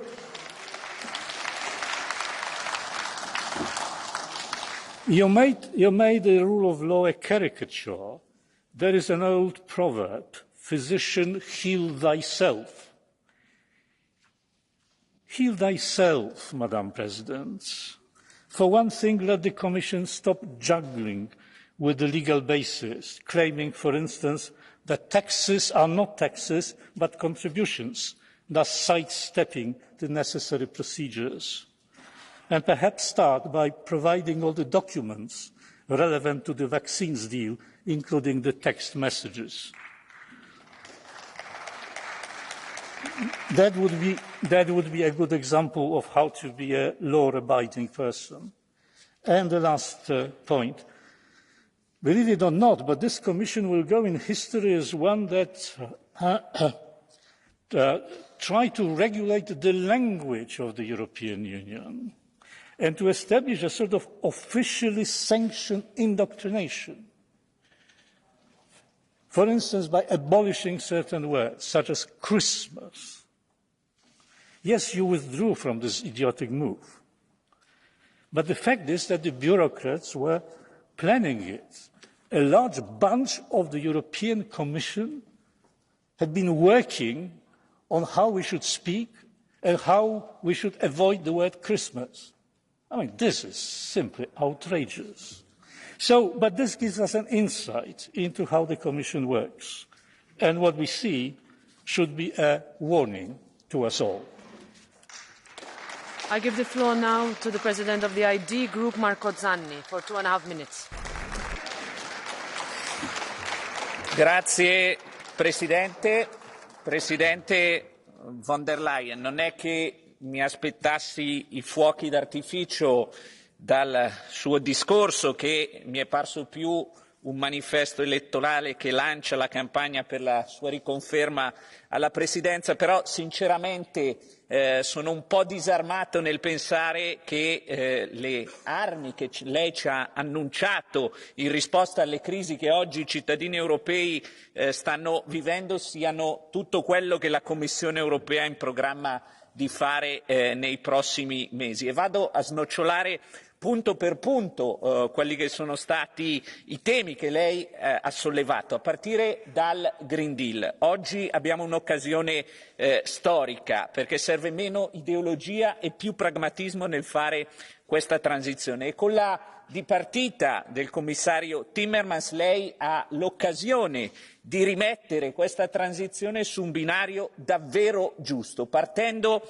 da delle considerazioni che devono essere dette chiaramente. Quando parliamo di cambiamento climatico non è l'Unione Europea il problema non sono i nostri agricoltori, il problema non sono le nostre imprese, il problema non sono i nostri proprietari di immobili. Ci vuole davvero meno ideologia e più pragmatismo, altrimenti l'unico vincitore di questa transizione non sarà l'ambiente, non saranno i cittadini europei, ma sarà la Cina, e ne abbiamo le avvisaglie. E passo a questo punto. Lei ha annunciato che la Commissione ha intenzione di agire su questo problema con un'investigazione contro i sussidi.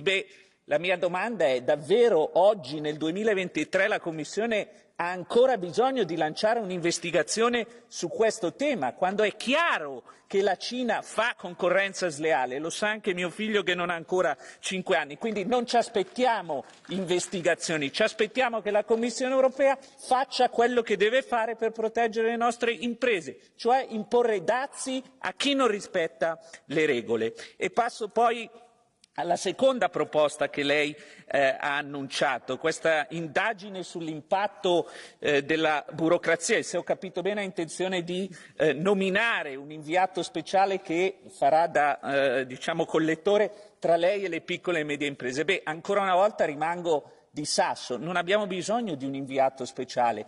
Questi, gli eletti di quest'Aula, sono gli inviati speciali. Noi che parliamo tutti i giorni con le imprese non abbiamo bisogno di fare indagini, di fare comitati o di fare tante altre belle cose. Serve meno burocrazia, le imprese ci chiedono meno leggi, leggi fatte meglio e più libertà, cosa che sembra ormai non più una priorità per la Commissione europea. E l'ultimo punto. L'immigrazione. Sono stati annunciati tanti provvedimenti, tante iniziative, ma ancora oggi a me non pare che l'Unione voglia risolvere questo problema e che a qualcuno faccia comodo che il peso di flussi migratori insostenibili ricada solo su pochi e su pochi paesi. Su questo punto è molto semplice. Finché la linea dell'Unione Europea su questo tema non sarà chiara, cioè che chi non ha diritto a entrare nell'Unione Europea deve stare fuori, che l'immigrazione illegale è un reato e che non esiste che si possa parlare di redistribuzione se non si riducono le partenze, il problema non lo risolveremo mai. Mi auguro davvero che in questi mesi si cambi rotta e si cerchi di dare più spazio a quello che ci chiedono i cittadini e che non ha bisogno di comitati o inviati, ma è abbastanza chiaro. Grazie e buon lavoro. Thank you. I give the floor now to Martin Schiedemann on behalf of the Left Group for 4 minutes.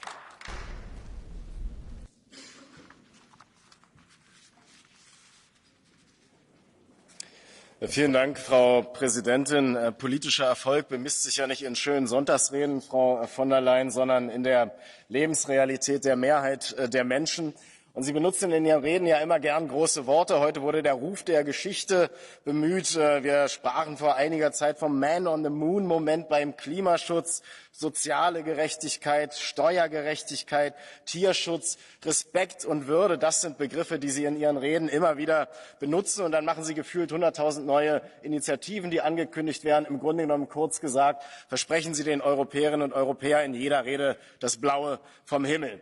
Aber die Realität sieht anders aus. Ein einfacher Arbeiter in der EU hat im letzten Jahr allein ca. 4% Reallohnverlust hinnehmen müssen.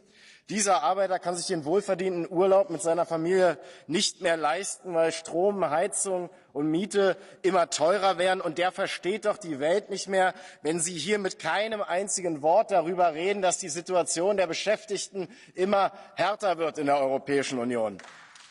Die alleinerziehende Mutter empfindet das Gerede von der Wettbewerbsfähigkeit der europäischen Wirtschaft. Und darüber müssen wir diskutieren. Aber die alleinerziehende Mutter empfindet dieses Gerede als den reinen Zynismus, weil sie tagtäglich darum kämpft, dass mittlerweile während ihrer Präsidentschaft um 34% teurer gewordene Lebensmittel zu kaufen, um ihre Kinder zu ernähren. Und Sie haben nichts gegen die Lebenshaltungskostenkrise gemacht. Sie haben keine Preisdeckel eingezogen. Sie haben die Spekulation nicht verhindert. Sie haben sie nicht beendet. Sie haben der Preistreiberei keinen Riegel vorgeschoben und Sie haben keine nachhaltige Übergewinnsteuer eingeführt. Und die Situation ist derzeit, und die Zahlen sind die jüngsten Zahlen, 95 Millionen Menschen in der Europäischen Union von Armut bedroht sind. Das ist doch die Bilanz, an der Sie sich messen lassen müssen. Und ich habe einen Rentner in meinem Wahlkreis in Ostdeutschland getroffen, der bekommt eine monatliche Rente von 660 € ausgezahlt, nachdem er sein Leben lang hart geschuftet hat. Das ist zum Leben zu wenig und zum Sterben zu viel. Und so geht es jedem vierten Rentner in der Europäischen Union, der seinen Lebensabend nicht in Würde verbringen kann und so viele Lichtjahre von einem Lebensabend in Würde entfernt ist, wie diese Europäische Kommission von der Lebensrealität der meisten Menschen. Aus dem Haus Europa, in dem alle ein Zuhause haben sollten, ist für viele mittlerweile eine abgewirtschaftete Bruchbude geworden. Und das ist auch Ihre politische Verantwortung, Frau von der Leyen. Ihr Man on the Moon stürzt längst im freien Fall ohne Fallschirm auf den harten Boden der Realität. Und was machen Sie? Sie rüsten auf. Da steht meine Fraktion dagegen. Und gegen jede wirtschaftliche Vernunft halten Sie am kaputten Energiemarkt fest und an der europäischen Schuldenbremse und pflegen Steueroasen. Aber wir reden hier doch nicht über Guerilla Gardening, sondern darüber, dass auch in der Zukunft Sie wieder eine Spar- und Kürzungspolitik fortsetzen wollen und damit, trotz all der schönen Worte, die Sie hier heute verloren haben, Zukunftsinvestitionen, die Stärkung der öffentlichen Daseinsvorsorge und auch den Kampf gegen Armut effektiv verhindern. Das grenzt doch mittlerweile an politische Realitätsverweigerung.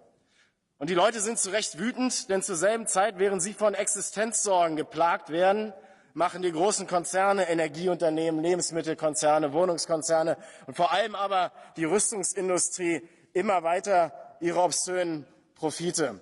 Und ich frage mich, Frau von der Leyen, wie Sie nachts manchmal, und Sie nehmen es nicht persönlich, nachts manchmal überhaupt noch schlafen können. 11.000 Menschen sind seit 2020 an den EU-Außengrenzen gestorben. 8 Tote an jedem einzelnen Tag. Und Sie reden dann hier von Ihrem Migrationspakt, reden von Respekt und Würde und von Humanität. Frau von der Leyen, Abschiebelager, zerstörte Familien, die Militarisierung der Grenzpolizei und tödliche Pushbacks haben rein gar nichts mit Respekt und Würde zu tun. Also hören Sie auf mit Ihren Sonntagsreden. Machen Sie endlich eine Politik für die Mehrheit der Menschen. Dieser Kommission mangelt es an Respekt gegenüber der Lebenssituation der normalen Leute. Und wer ein Europa will, das sozial gerecht, demokratisch, ökologisch und friedlich ist, der muss sich der Politik dieser Kommission entgegenstellen und es den Reichen und Konzernen nehmen. Vielen Dank. Thank you very much. Next is Tiziana Beghin for 1 minute, and I am closing the list for requests for catch the eye. Grazie Presidente. Presidente von der Leyen, in questi 4 anni lei ha dimostrato di essere più una maratoneta che una velocista e questo in politica è un merito. Mi permetto però un suggerimento. Anche in questo ultimo anno di lavoro continui a perseguire unicamente il bene comune ed il futuro dell'Unione Europea e non ascolti le sirene che provengono dalle capitali europee. Il nostro ed il suo traguardo non sia il Consiglio europeo del giugno 2024, ma il 2050, data in cui dobbiamo raccogliere i frutti delle politiche di oggi. Per il Movimento 5 Stelle l'Europa non deve prendere a modello l'austerity del 2011-2012, ma il Next Generation del 2020. Il patto di stabilità non può dunque essere il copia e incolla degli errori del passato, ma deve diventare il trampolino di lancio per un'Europa più verde, più tecnologica, più sociale e più giusta. Presidente, la guerra in Ucraina è la principale minaccia al futuro ed alla vita dei cittadini europei. Fermiamola. Solo diplomazia e dialogo potranno riportare la pace nel nostro continente, non le armi. Grazie. I give the floor now back to the President of the European Commission, Ursula von der Leyen, for 5 minutes. Thank you very much. Thank you very much for the replies and the discussion that we have started here together.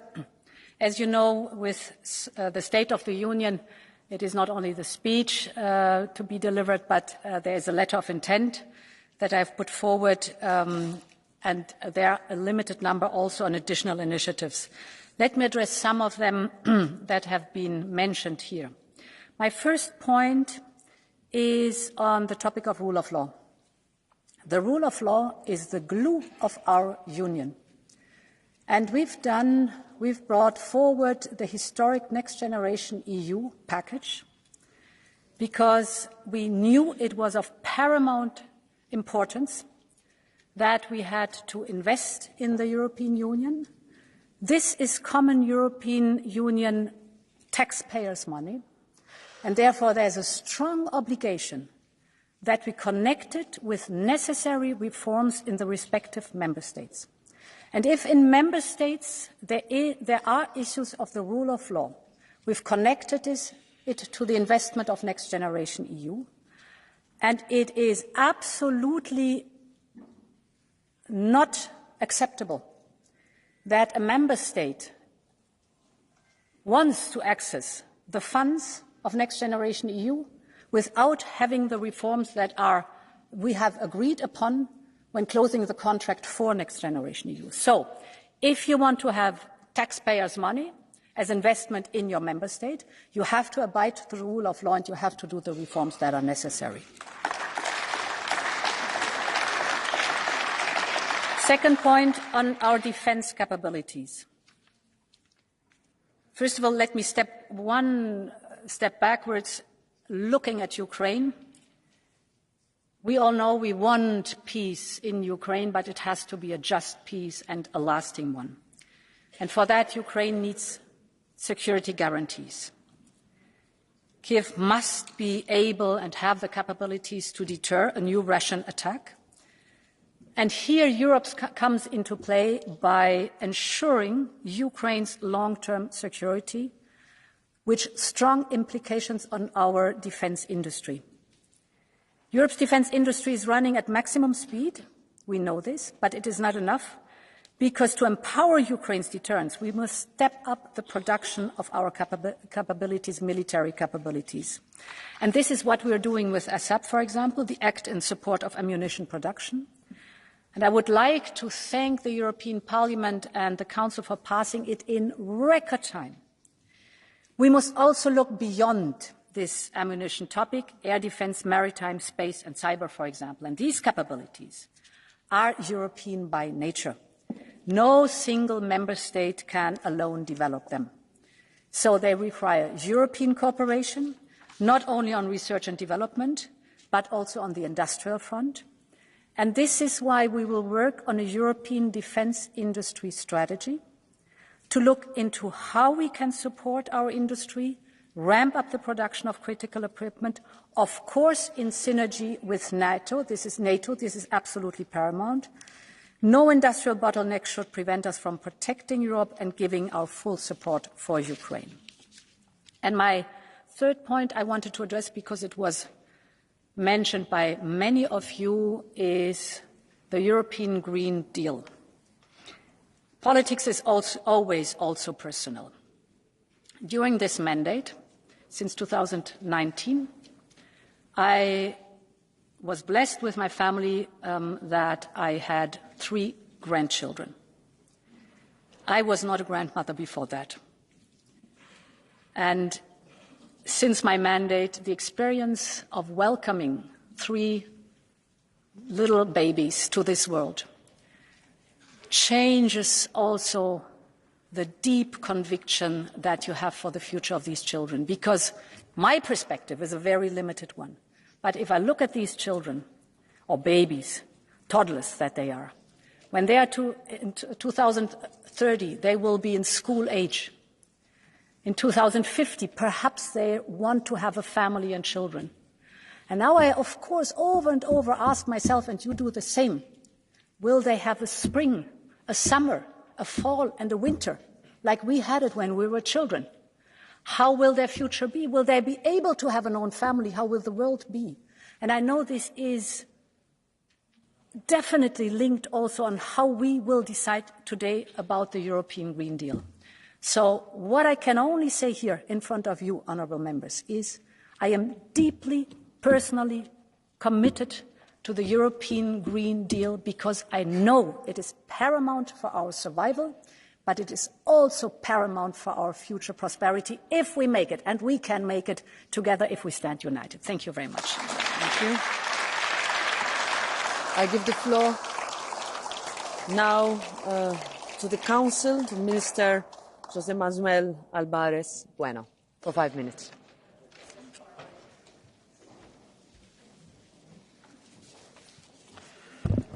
Señora Presidenta, Presidenta de la Comisión von der Leyen, señorías, eurodiputadas y eurodiputados del Parlamento Europeo, señoras y señores, comparezco hoy en nombre del Consejo en la Casa de la Democracia Europea, el Parlamento Europeo. Todos ustedes son el reflejo de la diversidad y la pluralidad de Europa y también el contacto más directo de la Unión con su ciudadanía. Y quiero agradecer en primer lugar a la presidenta von der Leyen su discurso y su liderazgo a lo largo de toda la legislatura. Son años de desafío en Europa. La pandemia, ahora la agresión rusa a Ucrania, y la Unión ha sabido estar a la altura, también gracias a la presidenta. Gracias también a la Comisión y gracias también a este Parlamento Europeo y a sus eurodiputadas y eurodiputados. En estos momentos decisivos para Europa, la agresión rusa a Ucrania pone de relieve el valor de la unidad europea. Y por eso, exactamente el primer día de la presidencia española, el presidente del Gobierno de España, Pedro Sánchez, transmitió un mensaje claro en el Parlamento ucraniano en Kiev. Estamos y estaremos con el pueblo ucraniano el tiempo que sea necesario. Y hace unas semanas reforzamos juntos en Toledo nuestro compromiso de ayuda en favor de la paz en Ucrania. Nos encontramos en un momento decisivo igualmente desde el punto de vista del calendario europeo. La presidencia española es la última completa antes de las elecciones europeas y del próximo ciclo legislativo europeo. Debemos negociar una gran cantidad de expedientes clave desde el punto de vista de la integración europea que suponen grandes avances en el ámbito social, en el ámbito ambiental, en el ámbito económico, porque repercuten positivamente en el bienestar de nuestros conciudadanos. Y es fundamental que las relaciones entre las instituciones sigan siendo lo más fluidas posibles. Comisión y Parlamento son fundamentales para que la presidencia española tenga éxito. Y conscientes de ello, nuestra presidencia trabaja con la máxima determinación, imbuida de la profunda vocación europeísta que mueve al Gobierno de España. Hemos realizado ya 25 trílogos. El ritmo aumentará todavía más en estos meses venideros. La Unión cuenta con toda la dedicación de la presidencia española para hacer avanzar el proyecto europeo con ambición. Y me alegra constatar que los elementos principales que ha destacado hoy aquí la presidenta von der Leyen están en línea con las prioridades de la presidencia española. La primera, la reindustrialización verde y la autonomía estratégica abierta. No se trata de construir una Europa fortaleza. La apertura internacional ha sido y es beneficiosa para la Unión Europea. Sin embargo, esta apertura ha provocado en ocasiones unas dependencias excesivas en sectores claves para el bienestar de nuestros ciudadanos. Lo hemos constatado en el ámbito sanitario durante la pandemia de la COVID-19, que tanto sufrimiento trajo en forma de insoportables pérdidas humanas. En el ámbito energético, tras la invasión injusta e injustificada rusa de Ucrania. En ambos casos, nos enfrentamos a estos grandes retos con más unión, porque juntos somos más fuertes. Y es por eso que desde la presidencia española agradecemos las respuestas lideradas por la Comisión Europea, fundamentales para afrontar todos estos desafíos. Y acogemos favorablemente el informe sobre prospectiva estratégica de 2023. Con visión de futuro, seguimos trabajando juntos para construir más unión. Y a este objetivo, precisamente a este objetivo, dedicaremos uno de los grandes momentos de la presidencia española, la Cumbre de Granada del próximo 6 de octubre. Para conseguirlo debemos diversificar y estrechar lazos con nuestros socios más fiables. Y por eso agradezco a la presidenta von der Leyen y a este Parlamento su implicación con la región de América Latina y el Caribe. La Cumbre Unión Europea-CELAC ha sido un éxito colectivo, esperado durante mucho tiempo, que va a redundar en beneficio de todos los europeos. La segunda prioridad es avanzar en la transición verde y la adaptación medioambiental.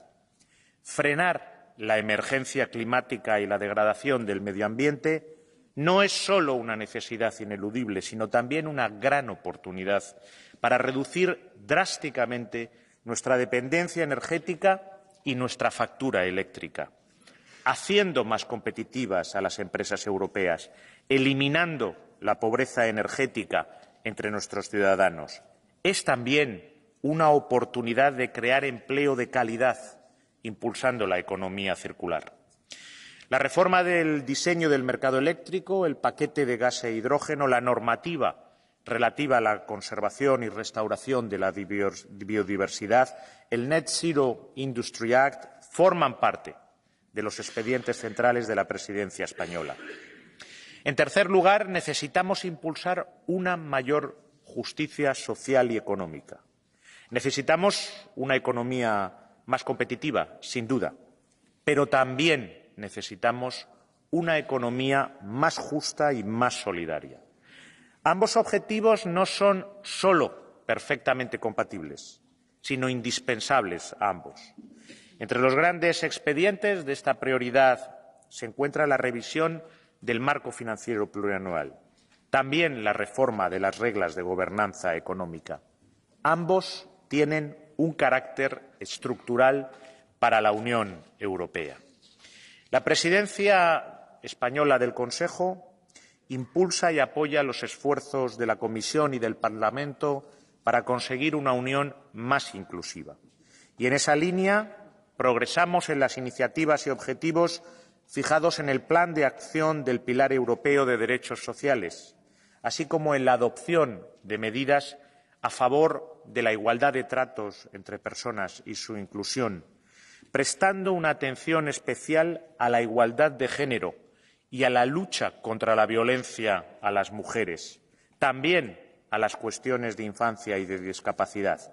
Por eso damos especialmente la bienvenida a la propuesta de la Directiva de tarjeta de discapacidad que presentó la Comisión el 5 de septiembre y que responde a los 87 millones de europeos con discapacidad para que Europa sea un espacio único también para ellos. Y, finalmente, la cuarta prioridad es reforzar la unidad europea. La unidad es el elemento que posibilita todo lo demás. Es el motor que nos permite avanzar.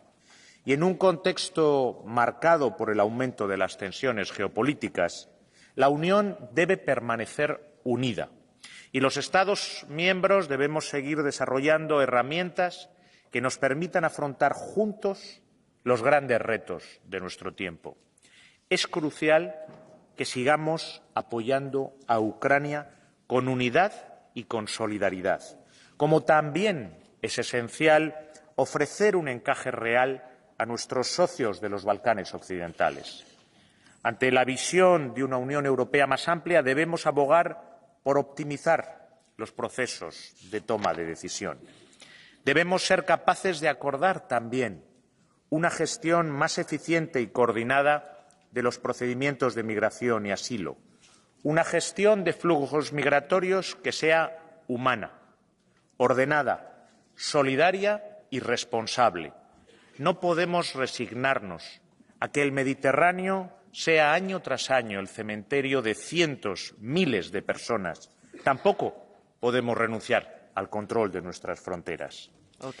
Señora presidenta de la Comisión, señorías, la presidencia española está firmemente convencida de que el futuro y el bienestar de todos los europeos solo puede pasar por una Unión más unida, más fuerte, más social, más sostenible y más cercana a los ciudadanos. Pueden contar con nuestro total compromiso para seguir haciendo de la Unión un proyecto de futuro en el que quepamos todos y todas, en el que todo europeo pueda reconocerse, en el que nadie se quede atrás. La presidencia española quiere, en suma, encarnar los valores europeos en beneficio de nuestros ciudadanos. Muchas gracias, presidenta, por su discurso. Sigamos trabajando juntos para que Europa avance. Muchas gracias. I give the floor now to Esther de Lange for 1.5 minutes.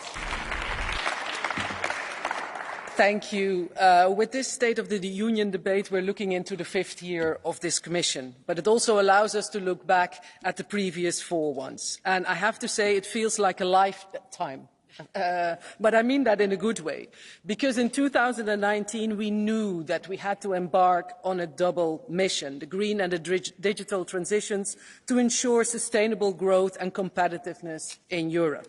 But we did not know that soon after we would be fighting an unknown virus. We did not know what awaited us on the 24th of February 2022, and we did not know that we would be facing an unprecedented energy price crisis. But we did react, and we reacted in a strong way. In English, you would say we manned up. But I think in this House, with good examples of female leadership, I should say, and thank you, by the way, for your words on gender equality. But in this context, I should say we womened up. And in a way, I think the Commission President has still been very modest. Yes, the State of the European Union is strong, but it was also agile. Europe reacted in a speed and in a flexibility that was unprecedented, that is unknown in a number of member states, my own included. And if I look forward to the 5th year of this Commission, and in what also, Philip Lamberts, might be my last participation in a State of the Union debate, let me put aside party politics and simply say this. As elections come nearer, many politicians at home and some in this House, and thank you, Mr. Legutko, for underlining that and then leaving the room, some even in this House will simply blame the EU for everything that is wrong in their eyes. To them, I say, be careful what you wish for. Our common European house is the best thing that happened to us. Don't set it on fire, but man up, women up, and make sure it stands the test of time. Thank you. Thank you, Ms. Lange. Next is Elisabetta Gualmini for 1.5 minutes. Yes, thank you, Madam President. I'm going to speak in Italian. Cara commissaria, in Europa sono cambiate tante cose in questo mandato. Siamo contenti che anche punti della nostra agenda, come socialisti e democratici, siano diventati punti della sua agenda, specialmente dopo la pandemia. Abbiamo sostenuto la svolta sociale dell'Unione, al posto dell'austerità, la solidarietà. L'Europa ha trovato per un attimo la sua anima, ci siamo scordati del mercato. Ma ci sono cose che non tornano. Il suo partito, il Partito Popolare, sta bloccando oggettivamente provvedimenti più importanti del Green Deal. È la verità. Lei ci ha rassicurato alla fine del suo discorso, le vogliamo credere, we want to believe you, but we are a little bit skeptical about that. Per non parlare dei migranti, dove lei è andata a braccetto, mano nella mano, in Tunisia con Giorgia Meloni, la leader di un partito euroscettico e sovranista, sperando di pagare un leader autocrate perché si tenga tutti i migranti in Tunisia. Non penso che sia questa una buona strategia. Braccetto con una leader che diceva che bisogna uscire dall'euro, che l'Europa è l'Europa degli usurai, che la Commissione europea è come l'Unione Sovietica, che vuole un'Europa minima al servizio degli Stati nazionali. Allora non ci si inventa europeisti dalla sera alla mattina, serve un'Europa forte sui migranti, con competenze robuste, solidarietà obbligatoria. E lei ci deve dire allora veramente da che parte sta, se dalla parte dell'Europa come libertà, come democrazia, come pluralismo, come accoglienza responsabile, oppure l'Europa dei muri, del nativismo, l'Europa dell'estrema destra, dei nazionalismi, l'Europa che chiude le porte, perché o si sta da una parte o si sta dall'altra. E noi vogliamo essere europeisti veri, non europeisti riluttanti. Vogliamo l'Europa come progetto di liberazione dell'uomo, quella che voleva David Sassoli con quell'ansia di giustizia, di libertà a cui tutti aspirano, l'Europa delle donne, dei diritti, l'Europa della crescita e dello sviluppo, l'Europa della fraternità e della speranza. Ci dica davvero da che parte sta. Grazie. Give the floor now to Malika Asmani for 1.5 minutes. Well, thank you, Madam President, dear Mr. President von der Leyen, dear Ursula. First, I would like to express my deepest sympathy to the Moroccan and Libyan people who have been impacted by a massive earthquake and a flood. I expect also that our Union to continue to help them to overcome this tragedy. Dear President, 1 more year to go. And together we have achieved a lot in the last 4 years that for some reason feel like also much longer. My message to you today is, and I know you would agree, do not rest on your laurels. There is more work and less time. If you ask me, this term cannot be successful without quick results from the EU-Tunisia deal. Finishing the migration pact, continuous and increased support to Ukraine. We cannot back down in our support for the brave Ukrainian people. And finally, our economy. We need to boost our competitiveness, focus on our industry and small and medium-sized enterprises, and provide access to critical raw materials and enhance our defence capabilities. People throughout Europe continue to struggle with inflation. Energy prices are not predictably stable, and the cost of living continue to rise. This means that where we spend our money on and how is under immense scrutiny. We know the populists will exploit this. We cannot allow them to do so. Dear President, we only have a few months before the elections to show that this term was your best term so far. So let's do just that. Thank you very much. Thank you, Mr. Soler, for 1 minute. Thank you, Madam Commission President. During your and our mandate, some circumstances, mostly unexpected, push us to have to kind of reinvent ourselves as a union. We took decisions that were unthinkable a few years ago, and we became more aware of ourselves as a political community with values and interests to stand for. And I must admit, Madam von der Leyen, that this has happened under your impulse, with cross-party alliances in this Parliament, and despite the fact that in the EU we still have rather sclerotic ways of functioning. This political ambition cannot decay now. We cannot bow down to those who call with misleading arguments for an end to much-needed policies like those of the Green Deal. We need to go on facing our challenges with political ambition, without leaving anyone behind, with more attention to social issues, which has been the big missing thing in your speech, and guided by a sense of responsibility towards future generations. And you mentioned Europe's diversity. I hope next time in next debates I can address you in my mother tongue, which is Catalan. Thank you. I give the floor next to Carlo Fidanza per un minuto, prego.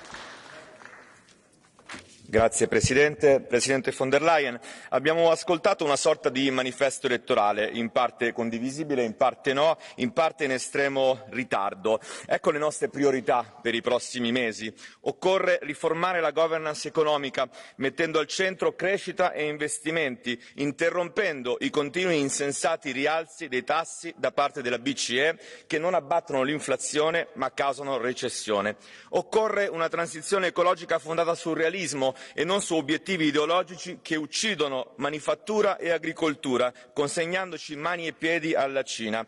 Occorre ridurre la proliferazione normativa che uccide le nostre imprese con vincoli e burocrazia e riportare in Europa le produzioni strategiche. Infine, le decisioni assunte ieri dai governi francese e tedesco, a proposito la sinistra delle porte aperte, su questo non ha avuto nulla da dire, rendono ancora più urgente una soluzione concreta contro il traffico di esseri umani e contro l'immigrazione illegale che rende insicure le nostre città. Dalle parole ai fatti. Grazie, signor Fidanza. Now Jordan Bardella for 2 minutes. Merci Madame la Présidente du Parlement, Madame la Présidente von der Leyen. Le temps du bilan est donc venu. Jamais il n'y a eu un tel écart entre les mots qui forment votre discours et la réalité vécue par des millions d'Européens. Vous voyez, en président d'une puissance mondiale respectée, vous êtes à la tête d'une administration froide, affaiblie, dans laquelle les peuples d'Europe ne croient plus. Vous ne jurez que par l'élargissement à tout prix, nous voyons un rétrécissement sans précédent de l'influence de l'Europe dans le monde.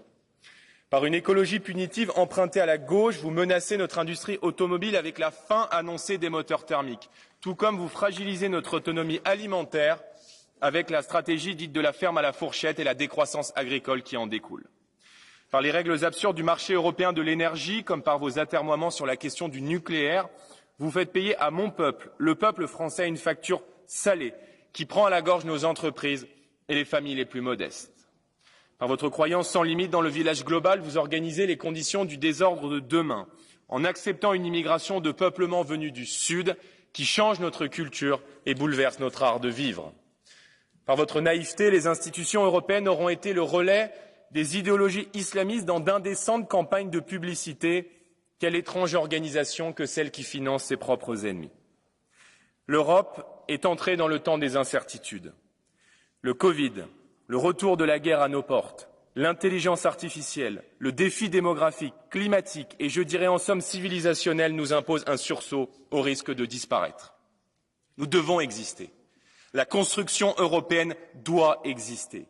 Mais elle ne trouvera le chemin de la puissance et la voie de la confiance des peuples que dans une alliance des nations libres, souveraines, indépendantes, capables d'investir les grands projets du siècle en cours pour rivaliser avec les États-Unis ou la Chine. J'invite les peuples à prendre date. Du 6 au 9 juin, ils pourront mettre un terme définitif à plusieurs années de renoncement pour renouer avec le fil de l'espoir. Vivement le 9 juin. Merci. Sira Rego, for 1 minute. Gracias, presidenta. Se lo hemos dicho otras veces, señora von der Leyen. Son ustedes unos genios del marketing y de la propaganda. Nos acaba de deleitar con un discurso lleno de verdades a medias y cero autocrítica. Eso sí, con un lenguaje impecable.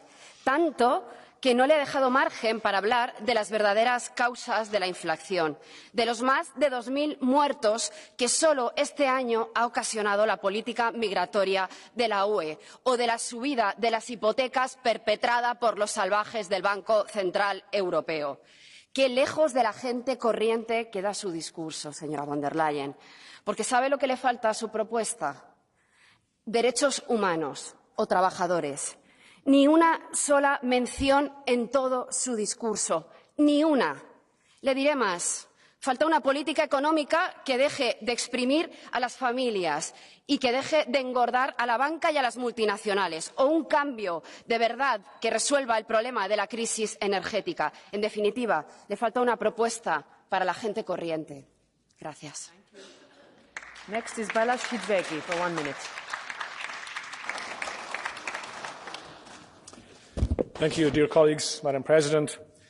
We see the current State of the Union quite differently.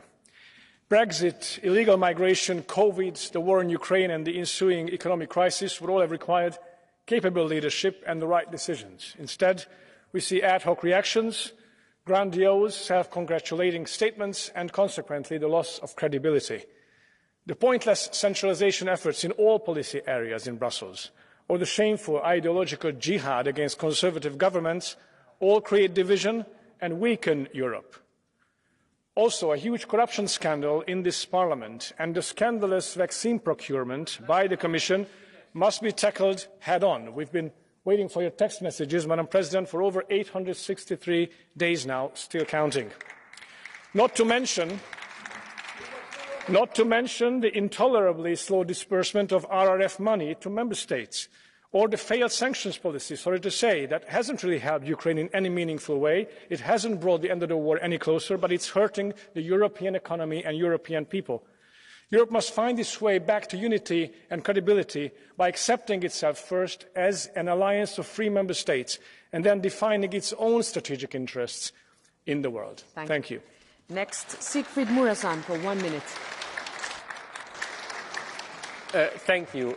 President von der Leyen, thank you very much for putting competitiveness back at the heart of Europe's agenda. This will make our economy stronger and it will allow us to safeguard high social standards in Europe. Thank you very much for putting farmers back on the European agenda. Farmers had to manage high uncertainty since the Russian invasion. They need all our support and we have to make sure that grain from Ukraine gets to where it is needed in Northern Africa and the Middle East and doesn't flood the markets in Central Eastern Europe and doesn't become a risk for farmers in EU member states. Thank you for also supporting the accession of Bulgaria and Romania to the Schengen area. Romania and Bulgaria joining the Schengen area will make the whole Schengen area stronger, will make Europe as a whole safer. 2 points from my side. Firstly, whenever people are in need of support in Europe, support is coming. We have shown this in a pandemic and in times of war.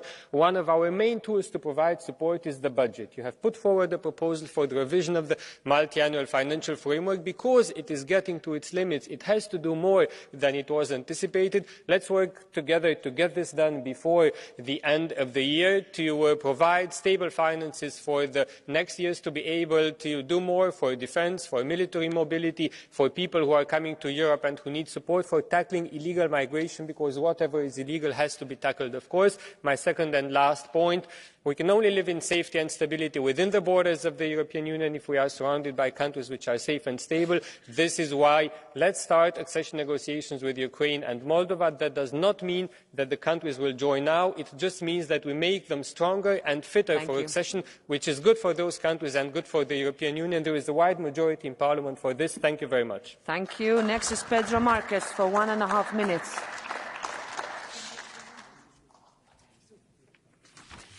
Thank you, Madam President. Today I'll be speaking in my mother tongue, in Portuguese. Senhora Presidente da Comissão Europeia, caros comissários. Senhora Presidente, olhando para este mandato, a Senhora Presidente vê o copo meio cheio. Outros ainda o veem meio vazio. É com orgulho que encontramos, na parte meio cheia, condições que os socialistas colocaram para apoiar a sua eleição. A agenda social do Porto e os salários mínimos europeus, o reforço da igualdade de género, o Pacto Verde para enfrentar a emergência climática, a efetiva penalização de quem não respeita o Estado de Direito, e vimos ainda agora como isso custa tanto ao Sr. Orbán.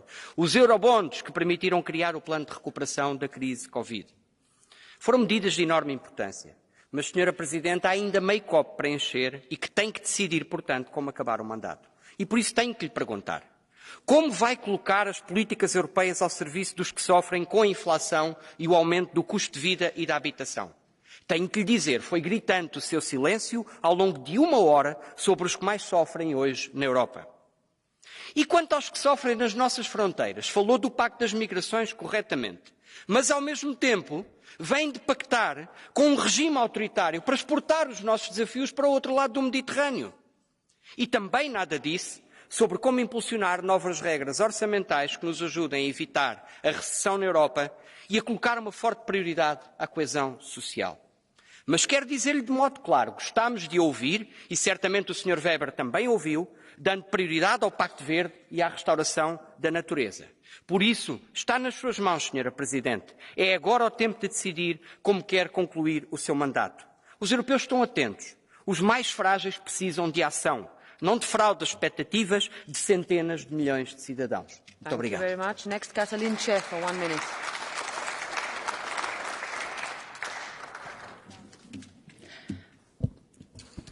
Dear colleagues, looking back to our mandate so far, there is a lot to be proud of.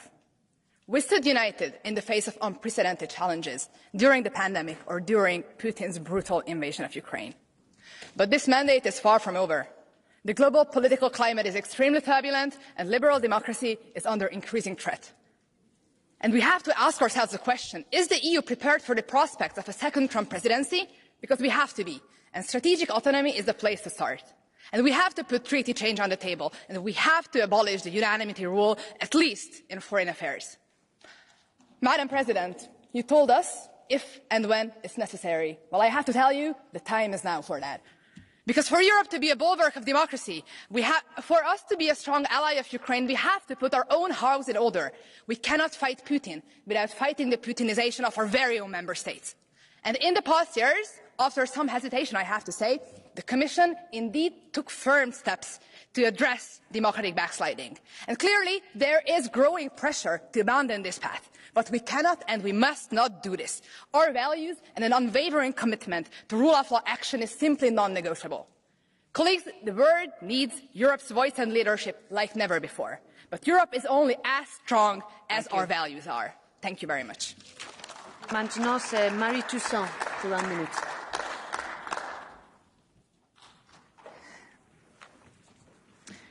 Chers collègues, l'extrême droite affirme que le 9 juin prochain, nous aurons un choix à faire, un choix de civilisation. Eh bien, c'est vrai.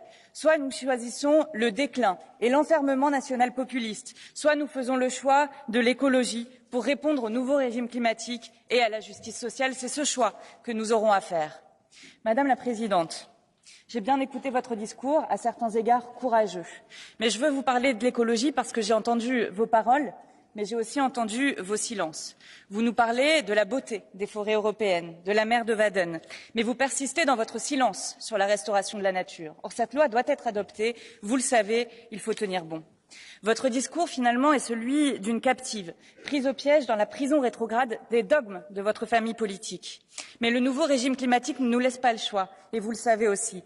Il faut comprendre que les lois de l'économie ne sont pas au-dessus des lois de la nature et réencastrer l'économie dans les limites planétaires. Les écosystèmes ont des droits qui doivent être reconnus. Nous devons sortir de la civilisation des toxiques, des PFAS, des menaces environnementales, et ça, c'est REACH. Nous devons aussi interdire l'exportation de pesticides et de substances chimiques que nous considérons trop dangereuses pour être autorisées sur notre territoire. Nous avons aussi besoin d'une loi sur le bien-être animal. Merci. La bataille pour l'écologie est une bataille pour sauvegarder la possibilité de vivre sur notre planète. Notre devoir commun est de tenir bon face aux marchands de mort et aux bonimenteurs climato-sceptiques. Merci. I give the floor now to Charlie Weymouth for 1 minute. Tack, fru talman. Fru von der Leyen, ni utlovade en politisk kommission och det har vi sannoliken fått. Ni strösslar EU-pengar till superbonusar i Italien, 110% ersättning för renoveringar, samtidigt som ni vill att villägare i Sverige ska betala över 500 000 kronor för att renovera sina hus. För att inte tala om hyreshöjningar för hyresgäster. Jag talar naturligtvis om de tvångsrenoveringar som ni vill tvinga på europeiska medborgare.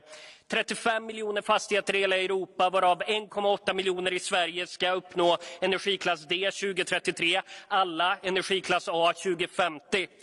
Ni var tydliga med er miljöpartistiska vision, fru von der Leyen, redan från början. Därför röstade vi mot er. Och min fråga till svenska borgerliga, är ni nöjda nu? Min fråga till svenska socialdemokrater är, hur kan ni driva på för de här tvångsrenoveringarna när ni vet hur det slår mot arbetarfamiljer? Fru von der Leyen, ni kommer att bli ihågkommen för dessa tvångsrenoveringar. Dessa attacker på äganderätten, när människor ser värdet på sina fastigheter rasa, när de inte kan somna på kvällen för att de oroar sig för om de kan bo kvar. Tack. Thank you. Next is Gunnar Beck for 1 minute. Im März 2000 verkündete die Kommission die Lissabonner Strategie, die EU bis 2010 zum weltweit dynamischsten und wettbewerbsfähigsten Wirtschaftsraum zu machen. 2010 verstrich, die Strategie wurde um 10 Jahre verschoben und scheiterte dennoch. 2020 räumten Sie, Frau Präsidentin, hier ein, sich fortan mehr um unser Wohl als unseren Wohlstand zu kümmern. Für Deutschland ist dieses Ziel erreicht. 6,2% Inflation, weit über OECD-Durchschnitt, kaum Produktivitätszuwachs, die Halbierung des deutschen Exportüberschusses, ein Rückgang der ausländischen Direktinvestitionen um 80% gegenüber dem Vorjahr und mit minus 0,3% die schlechteste Wachstumsprognose des IWF. Wie nie zuvor verlagern deutsche Unternehmen die Produktion ins Ausland, um hohen Energiepreisen zu entfliehen. Ich gebe zu, Frau Präsidentin, Sie erreichen Ihre Ziele. Aber zuträglicher für unser Wohl als Ihr Erfolg war das Scheitern Ihrer Vorgänger allemal. Next is Nikolai Willumsen for 1 minute. Kære kommissionsformand, undskyld, men virkeligheden kalder. Det her burde handle om EU's tilstand, ikke om konservativ valgkamp. Det burde handle om helt almindelige mennesker i Europa, der presses af stigende priser, mens energispekulanterne skovler penge ind. Det burde handle om en klode, der brænder under vores fødder, om den akutte klimakrise. I stedet ser vi, at landbrugs- og industrilobbyens kortsigtede profitinteresser nu står øverst på dagsordenen. Vi ser, at klimahandling og miljøbeskyttelse udvandes. Vi ser, at den lovede dyrevelfærdslovgivning måske opgives.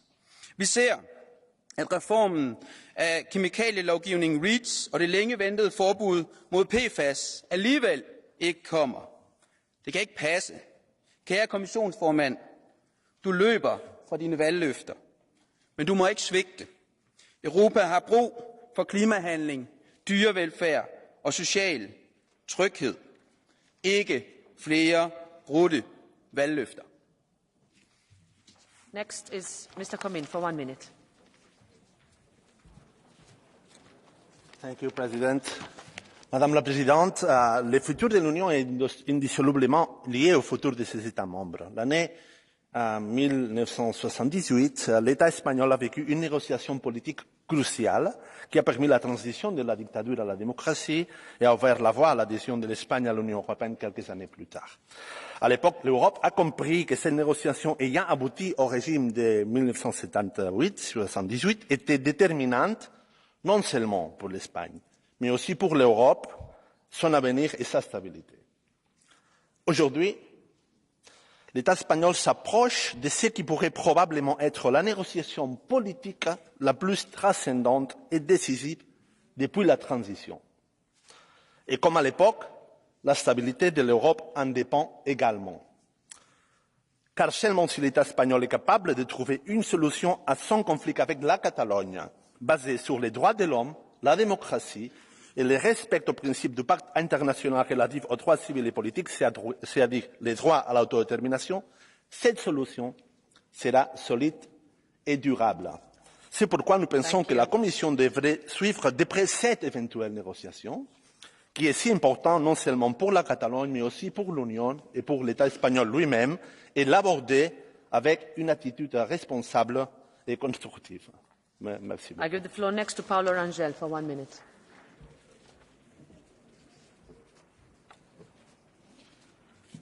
Thank you, President. Dear President von der Leyen, on this occasion of the last debate of the State of the Union of this mandate, let me thank you for your outstanding leadership, namely in the pandemic and the support to Ukraine. You are leading worldwide our fight in Ukraine for democracy and values of human rights, and that is a major achievement for geopolitical European Union. Obrigado, Ursula von der Leyen.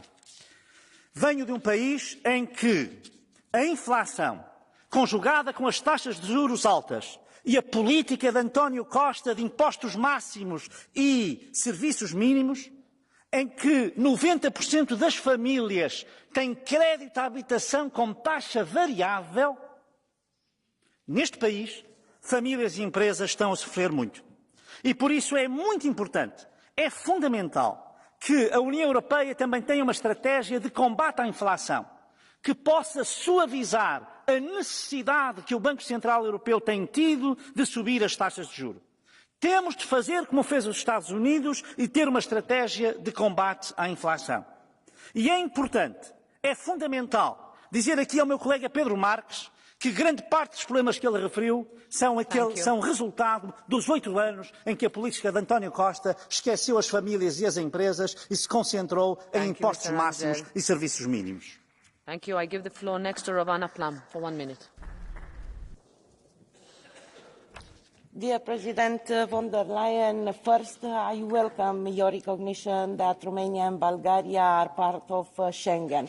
Let's say that today is the day for a commitment. Romania and Bulgaria in Schengen by the end of this mandate. Thank you.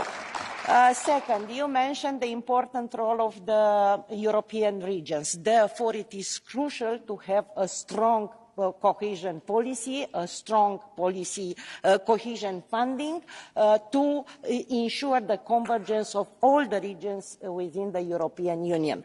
Third, to continue addressing the challenges of today and tomorrow, a timely agreement on all the components of the MFF revisions is absolutely necessary. The Parliament is working hard and is committed to having a revised MFF in place on January 1st, 2024, and we call on the President Charles Michel to put the MFF on the European Council's October agenda. We count on your support and leadership. Thank you so much. Thank you very much, Ms. Plumb. Next is Nicola Danti for 1 minute. Prego.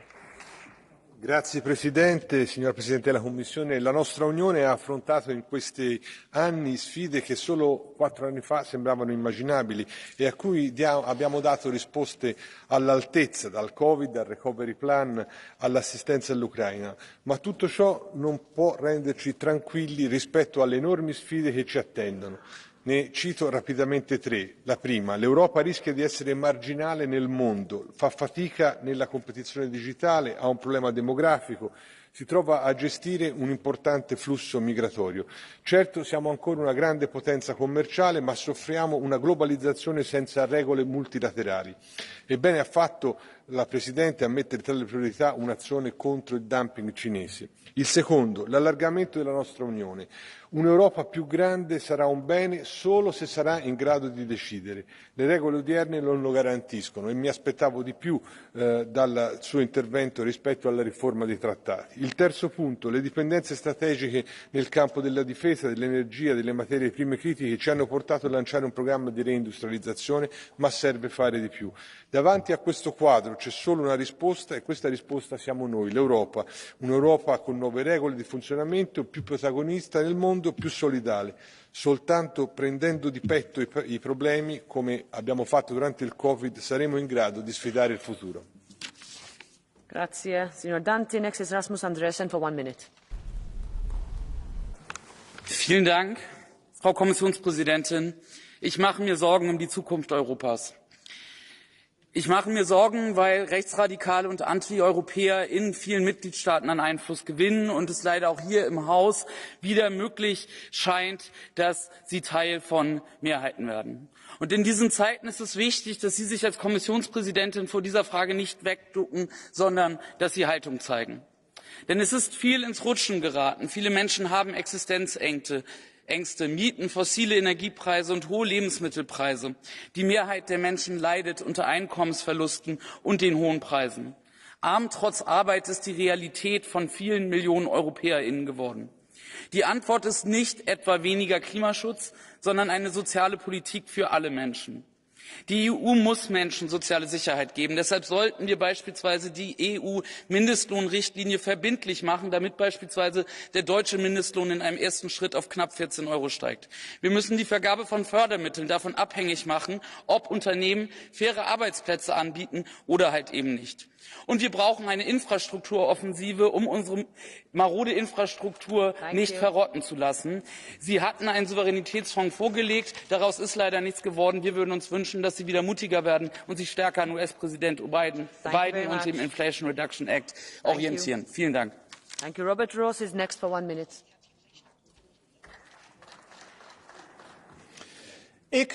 Ik ben optimistisch.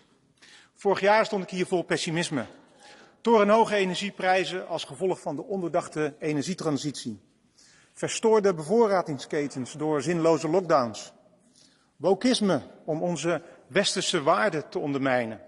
En hyperinflatie door de geldpers van de ECB. Maar de wal heeft het schip gekeerd. Mensen laten zich horen. Het kan zo niet langer. De peilingen veranderen. Realisme wint aan terrein, ook hier. Niet alleen de kiezer, maar ook de EVP heeft zich qua toon van links afgekeerd. De Duitse economie gaat heel slecht en dan volgt de rest van Europa altijd. En nu staan we aan de vooravond van de Europese verkiezingen. Wie ziet wat er in de samenleving gebeurt, begrijpt dat er een grote verandering aankomt. Het is mijn vurige hoop dat na 9 juni 2024 een nieuw tijdperk begint. Een tijdperk waarin de realistische krachten in dit parlement een nieuwe meerderheid vormen. Waarin de EU doet waar het ooit voor bedoeld was, het leven van de mensen verbeteren. Waarin we werken aan herstel van de democratie. Voorzitter, ik ben optimistisch. Dank u wel. Next, 1 minute. Voorzitter, collega's, we wisten al na Brexit dat deze commissie niet kalmerend zou optreden met het Europese gegeven, maar dat er integendeel een radicalisering optrad. Een EU-fanatisme, een EU-extremisme dat nooit gezien was. En deze commissie heeft daar vandaag hier nog eens onderstreept dat het programma doorgaat. U bent begonnen met bevoegdheden naar zich toe te trekken die niet tot u toebehoren. Het onderwijs, de gezondheidszorg, dat hadden we al gezien. U hebt bevestigd dat het immigratiepact verder doorgaat. Dat wil dus zeggen meer immigratie. Dat u ook op een uitbreidingsagenda staat die van de Europese Unie een imperium wil maken. En met de wankele groen-linkse meerderheid zet u hier verder nog die groene agenda door. Die een ramp dreigt te worden voor landbouw, voor de industrie en voor het individueel vervoer van de burger, ook voor de huizenprijzen van de burger, die de milieuvoorwaarden allemaal over hun nek gaan krijgen. Ik laat nog opzij het geknoei met de geldhoeveelheid en met de geldcreatie. U voert hier eigenlijk, deze commissie voert dus eigenlijk een degrowth-programma uit, naar communistisch voorbeeld. De Great Reset die al in Davos was afgekondigd, die komt u hier presenteren. Deze commissie moet dringend weg.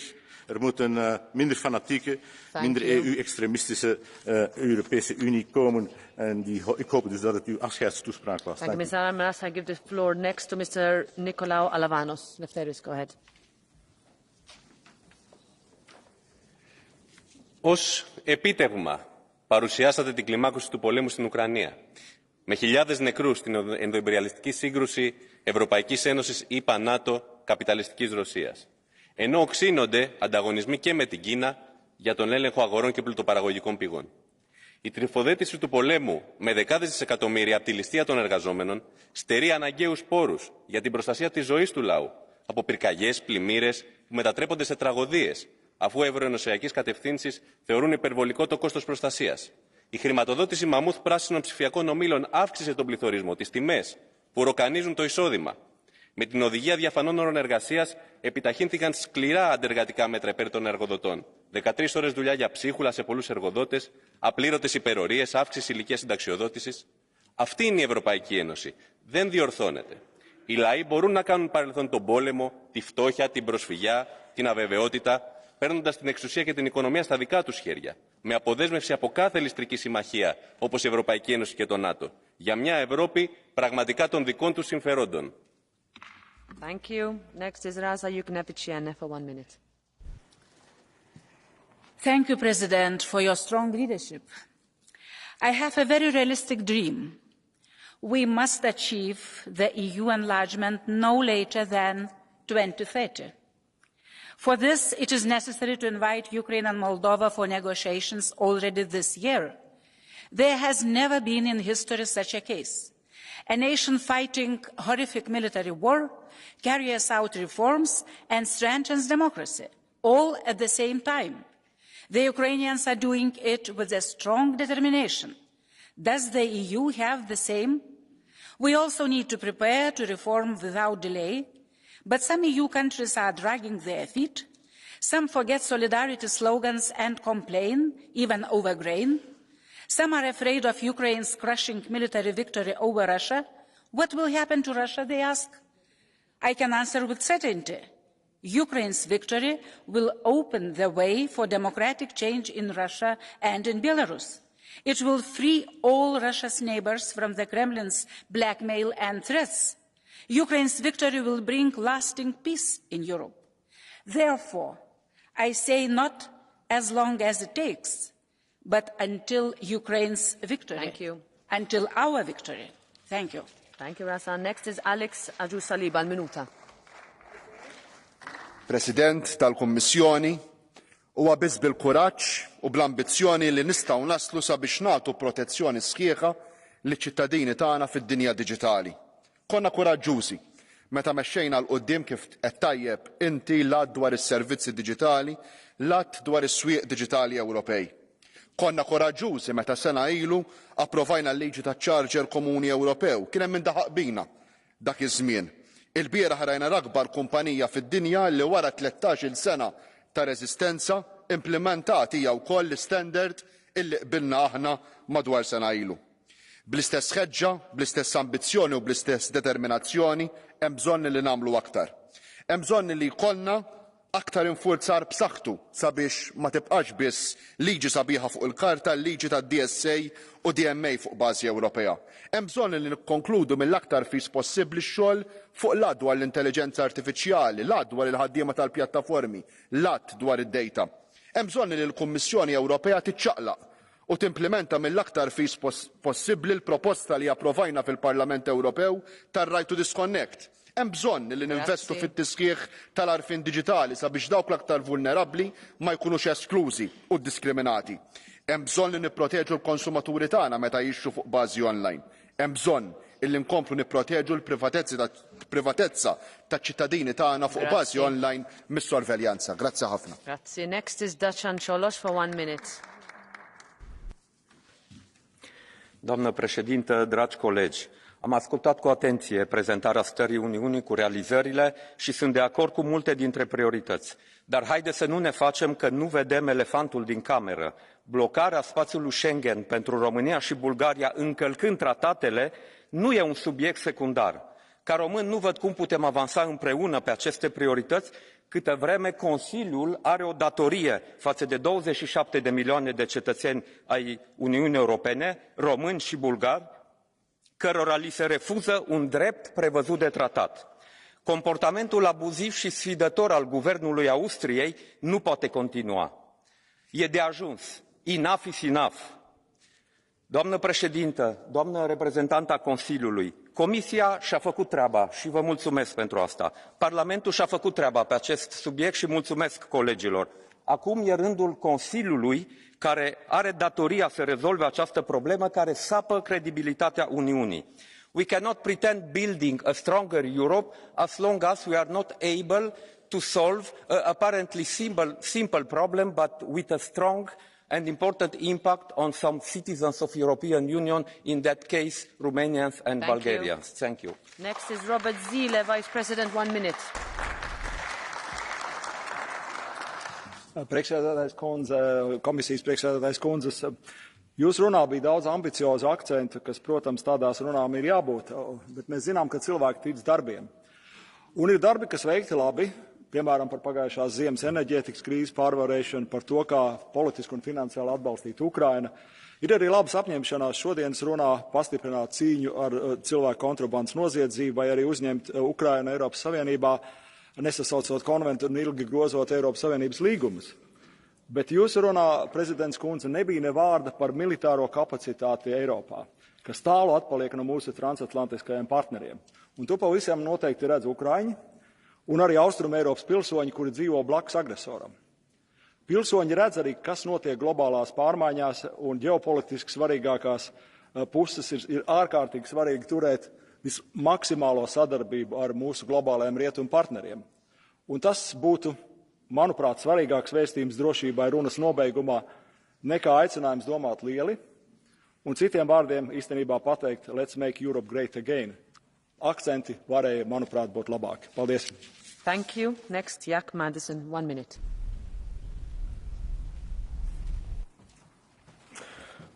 Suur aitäh, austatud president von der Leyen, head kolleegid. Räägime siis eesti keeles.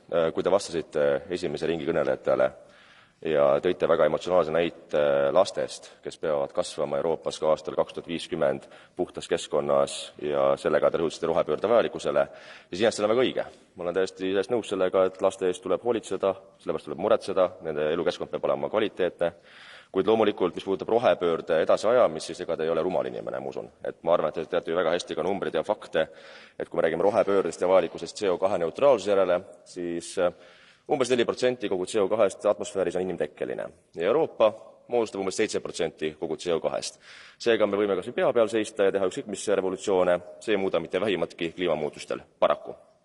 Kuid mis puudutab lapsi, siis kõige olulisem küsimus, mis jäi mul kuulmata teie kõnest. Te rääkisite vajadusest rohepöörde järele, immigratsioonipakti järele, vajadusest tehnoloogia arendamise järele, kuid ma ei kuulnud mitte ühtegi sõna demograafia probleemist. Teie komisjoni volinik Ylva Johansson on korduvalt siin parlamendis rõhutanud, et me vajame migrante, sest me oleme vananev rahvastik, meil on vaja uusi inimesi. Kuid meil on vaja ka omaenda lapsi ja siin ma ootaksin Euroopa Komisjonilt mingit sõnumit, kuidas suurendada sündivust, et meil oleks rohkem lapsi, kes tõesti peavad Euroopat üleval. Aitäh! Next is Tatiana Ždanoka, 1 minute.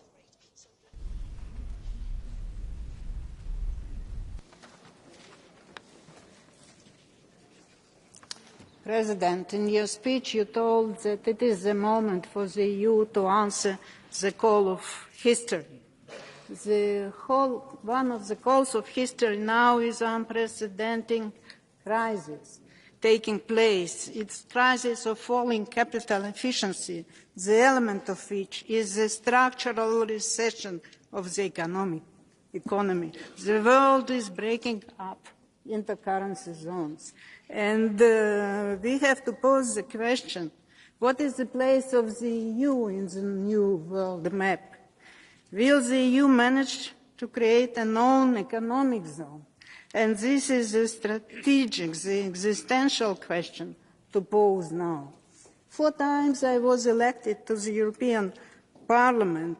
The program of my party contained the slogan of Charles de Gaulle, Europe from Lisbon to Ural.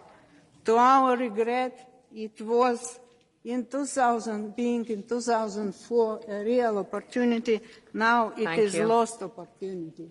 And the characteristic of modern history is regrettably the time of lost opportunities. Next is Daniel Caspary, 1 minute.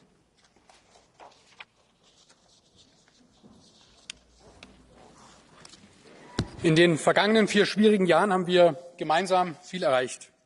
Wir sind so gut wie keine andere Region durch die Corona-Pandemie gekommen. Wir haben es geschafft, Russland beim Krieg Russlands gegen die Ukraine in der Frage von Krieg und Frieden zusammenzuhalten. Wir haben es geschafft, den European Green Deal auf den Weg zu bringen und damit unseren Beitrag gegen den menschlichen Anteil am Klimawandel zu leisten. Vielen herzlichen Dank, Frau Präsidentin, für Ihren unermüdlichen Einsatz in dieser schwierigen Zeit. Doch bei allem Erfolg, Sie haben es deutlich angesprochen, in manchen Bereichen müssen wir besser werden oder auch einen Neustart hinlegen. Wir müssen jetzt wirklich beweisen, dass Klimaschutz und wirtschaftliche Wettbewerbsfähigkeit Hand in Hand gehen. Wir müssen jetzt wirklich beweisen, dass wir Unternehmertum in Europa wieder mehr Spielraum und Perspektive geben. Wir müssen jetzt wirklich beweisen, dass es mit der Landwirtschaft und den ländlichen Räumen mehr Dialog und weniger Polarisierung gibt. Wir müssen jetzt wirklich beweisen, dass wir politisch die Weichen stellen, dass die Inflation sinkt und die soziale Frage nicht neu aufbricht. Wir müssen wirklich beweisen, dass wir in Fragen der gemeinsamen Außen-, Sicherheits- und Verteidigungspolitik besser werden und Europa besser nach außen schützen können. Sie haben heute alle diese Themen angesprochen. Lassen Sie uns Europa gemeinsam zu den nächsten Erfolgen führen. Thank you, Mr. Caspary. Next is Gabi Bischoff, 1 minute. Frau Kommissionspräsidentin, wir haben uns zusammen zum Ziel gemacht, 15 Millionen weniger Menschen in Europa in Armut zu haben bis 2030. Und wenn wir so weitermachen wie bisher, werden wir 15 Millionen mehr Menschen haben, die in Armut sind. Wenn man mit den Menschen spricht, dann fühlen sie sich gerade wie in einen Schraubstock gepresst. dass die Preise steigen für Lebensmittel, für Energie, dass gleichzeitig die Obdachlosigkeit wächst, die Tafeln an ihren Grenzen kommen, etc. Deshalb ist es wichtig, dass Europa guckt, welchen Teil der Lösung es beitragen kann, um eben den Druck zu minimieren. Und hier zum Beispiel zu gucken bei den EU-Fonds, können wir stärker sozialen Wohnungsbau unterstützen? Können wir bei den Vergaberegeln schauen, ob wir hier schneller Lösungen finden? Das ist enorm wichtig für das Vertrauen. Und Sie rufen nach Fachkräften aus Drittstaaten. Unterstütze das. Aber ich bitte Sie, gehen Sie mal zu den Truckern in Gräfenhausen, die da streiken, und reden Sie mit denen, wie die ausgebeutet werden. Was macht Europa, um stärker zu verhindern, dass mobile Arbeit tatsächlich am Ende die Drecksarbeit wird? Deshalb einen gemeinsamen Gipfel für faire Mobilität oder ein runder Tisch wäre eine gute erste Lösung. Thank you. Next is Guy Verhofstadt for 1 minute. Yes, President, I hope that you're going to be flexible for me for one. Okay, thank you. Always for flexible once, with your time. Because it's my last intervention on the State of the Union after 15 years in Parliament and 10 years in the Council. So thank you. I have to tell you, Mr. President, that I missed something, and I'm really in disagreement with you on one thing. So I missed something, that was the European Defence Union, and that's more than the common production of ammunition for Ukraine. Can you imagine that we are in the same situation in a war with Ukraine, with Trump coming back as a president, and without having the backing of NATO? So European Defence Union is absolutely clear and necessary for the future. And the second thing, where I'm in complete disagreement with you, and you're the first president of the Commission who tried to do that, that is your suggestion to decouple the enlargement of the European Union with the deepening of the European Union. Yeah, you said, let's try with 30, with 35, with 36. I can tell you, see you a European Union before your eyes with 35, 36 commissioners or something like that. We have already no task for them today with 27. Or secondly, can you imagine the European Union with, still the unanimity rule? You said, yeah, but we managed it. You managed it. Let's give the examples. Migration. Migration, we managed it, is breakthrough because we skipped the unanimity. Because for 7 years, the Council said, we're going to do it with unanimity. It's better than with qualified majority, even when in the treaty, it's foreseen with qualified majority. So the breakthrough came because we skipped unanimity. And the same in sanctions. And Mr. Zelensky, the president of Ukraine, is right. He's saying that the counteroffensive of Ukraine goes with a speed light compared to the sanction policy of the European Union. We are not capable anymore to decide on additional sanctions against Russia because of unanimity in the European Union, because 1 or 2 countries are opposing it. So I think we need absolutely this reform of the treaties. And in my opinion, I ask in any way the Spanish presidency by the end of the year, when they open the negotiations with the candidate member state, not to do it if at the same time we don't open also the debate on the reform of the treaties. Okay, thank you very much. Next is Harald Wilimski for 1 minute. Danke, Frau Präsidentin. Meine sehr geehrten Damen und Herren, im deutschen Sprachraum gibt es das Sprichwort Eigenlob stinkt. Und das, was hier an Selbstbeweihräucherung zelebriert wird gerade, ist angesichts einer erbärmlichen Faktenlage und eines desaströsen Zustandes der Europäischen Union völlig deplatziert. Geben Sie mir die Möglichkeit, in dieser kurzen Zeit nur in den 3 zentralen Bereichen, warum überhaupt europäische Einigung stattgefunden hat, das Versagen zu dokumentieren. Frieden, Freiheit, Wohlstand, die 3 Grundprinzipien der europäischen Einigung. Frieden nach über 11 Sanktionspaketen, nach einem Ruf nach immer mehr kriegerischer Auseinandersetzung, nach Waffen, die dorthin beordert wurden, nach einer Vielzahl von Geldmitteln, die dorthin beordert wurden, den Krieg am Laufen zu halten und nie das Wort Frieden wirklich in den Mund genommen wurde, nie wirklich aktiv Friedensverhandlungen eingemahnt wurden, ist ein zentrales scheitern in diesem Bereich. Freiheit. Schauen Sie sich doch an, ja, was gerade in Europa mit dem Digital Service Act passiert etwa und mit der Bargeldabschaffung, die voranschreitet. Menschen sollen immer mehr kontrolliert werden. Es sollen Chatnachrichten kontrolliert werden. Man möchte eine Wahrheitsinstanz einziehen, was Fake News sind und was in den Augen der Europäischen Union tatsächlich Wahrheit sind. Wahnsinn, das kann so nicht sein. Letzter Punkt, Wohlstand. Ja, bei einer Inflation, die im zweistelligen Bereich war, nach einer irrwitzigen Lockdown-Politik, ja, die wir in der Corona-Phase hatten, nach irrwitzigen Zahlungen in den Bereich der Ukraine, zahlen jetzt die Europäer die Zeche dafür. Die Amerikaner machen das Geschäft, die Russen machen ein anderes Geschäft. Wir zahlen, also auch im Bereich Wohlstand, völliges Versagen. Es wäre Schweigen angebracht, anstatt diese Selbstbeweihräucherung weiter voranzutreiben. Danke. Is Mr. Ratajowski for 1 minute. 1 minute.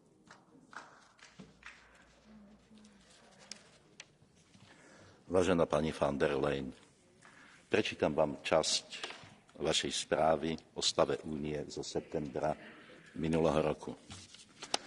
Ruský priemysel je v troskách, Aeroflot uzemňuje lietadla, pretože nemá náhradné diely. Ruská armáda berie čipy z umývačiek riadu a chladničiek na opravu svojej vojenskej techniky. Aká je realita? Na ruskom fronte horia vaše nemecké tanky, zomierajú 10 000 Slovanov a ekonomika Ruska nie je katastrofálna. Všetci vieme, čo je skutočnou príčinou tejto vojny. Vie to pani von der Leyen, vie to pani Metsola, vie to náš eurokomisár pán Šefčovič, vie to aj náš podpredseda Slovák Európskeho parlamentu pán Šimečka. Sice pán Šimečka nevie nič, on sa nevie pozdraviť ani staršiemu kolegovi Slovákovi. Keby sa môj syn nepozdravil jeho otcovi, tak mu takú vypálim, že bude 3 dni nad Štrasburgom lietať s holubami.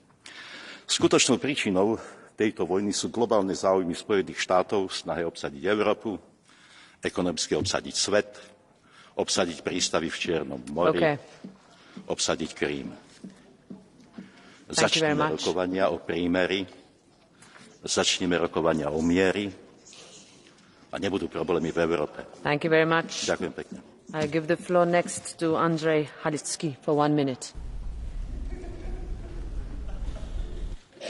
Pani prezydent, pani przewodnicząca, szanowni państwo, Europa odważna, silna, wkrótce większa, szybko odpowiadająca na oczekiwania obywateli, gwarantująca nam bezpieczeństwo. Wspieramy ten kierunek. Cieszę się, że w dzisiejszym wystąpieniu także duża część była poświęcona rolnikom, ciężko pracującym ludziom, którzy gwarantują nam bezpieczeństwo żywnościowe. Ale polscy rolnicy ciężko pracujący też oczekują jednego zdania prawdy, bo stoją u progu bankructwa. Co po 15 września z wygasającym embargo? Pomoc Ukrainie nie stoi w sprzeczności z pomocą polskim rolnikom. Oni mają magazyny pełne zboża, jeszcze z zeszłego roku. Teraz jesteśmy po żniwach, a następny rok, co robić z niespłaconymi kredytami? Pani przewodnicząca, racjonalna decyzja leży w rękach Komisji, a z konfliktu cieszyć się będzie tylko szantażująca nas Rosja. To jest moment, w którym polscy rolnicy oczekują jasnego stanowiska i liczą na Panią. Dziękuję. Next is Marek Belka. 1 minute.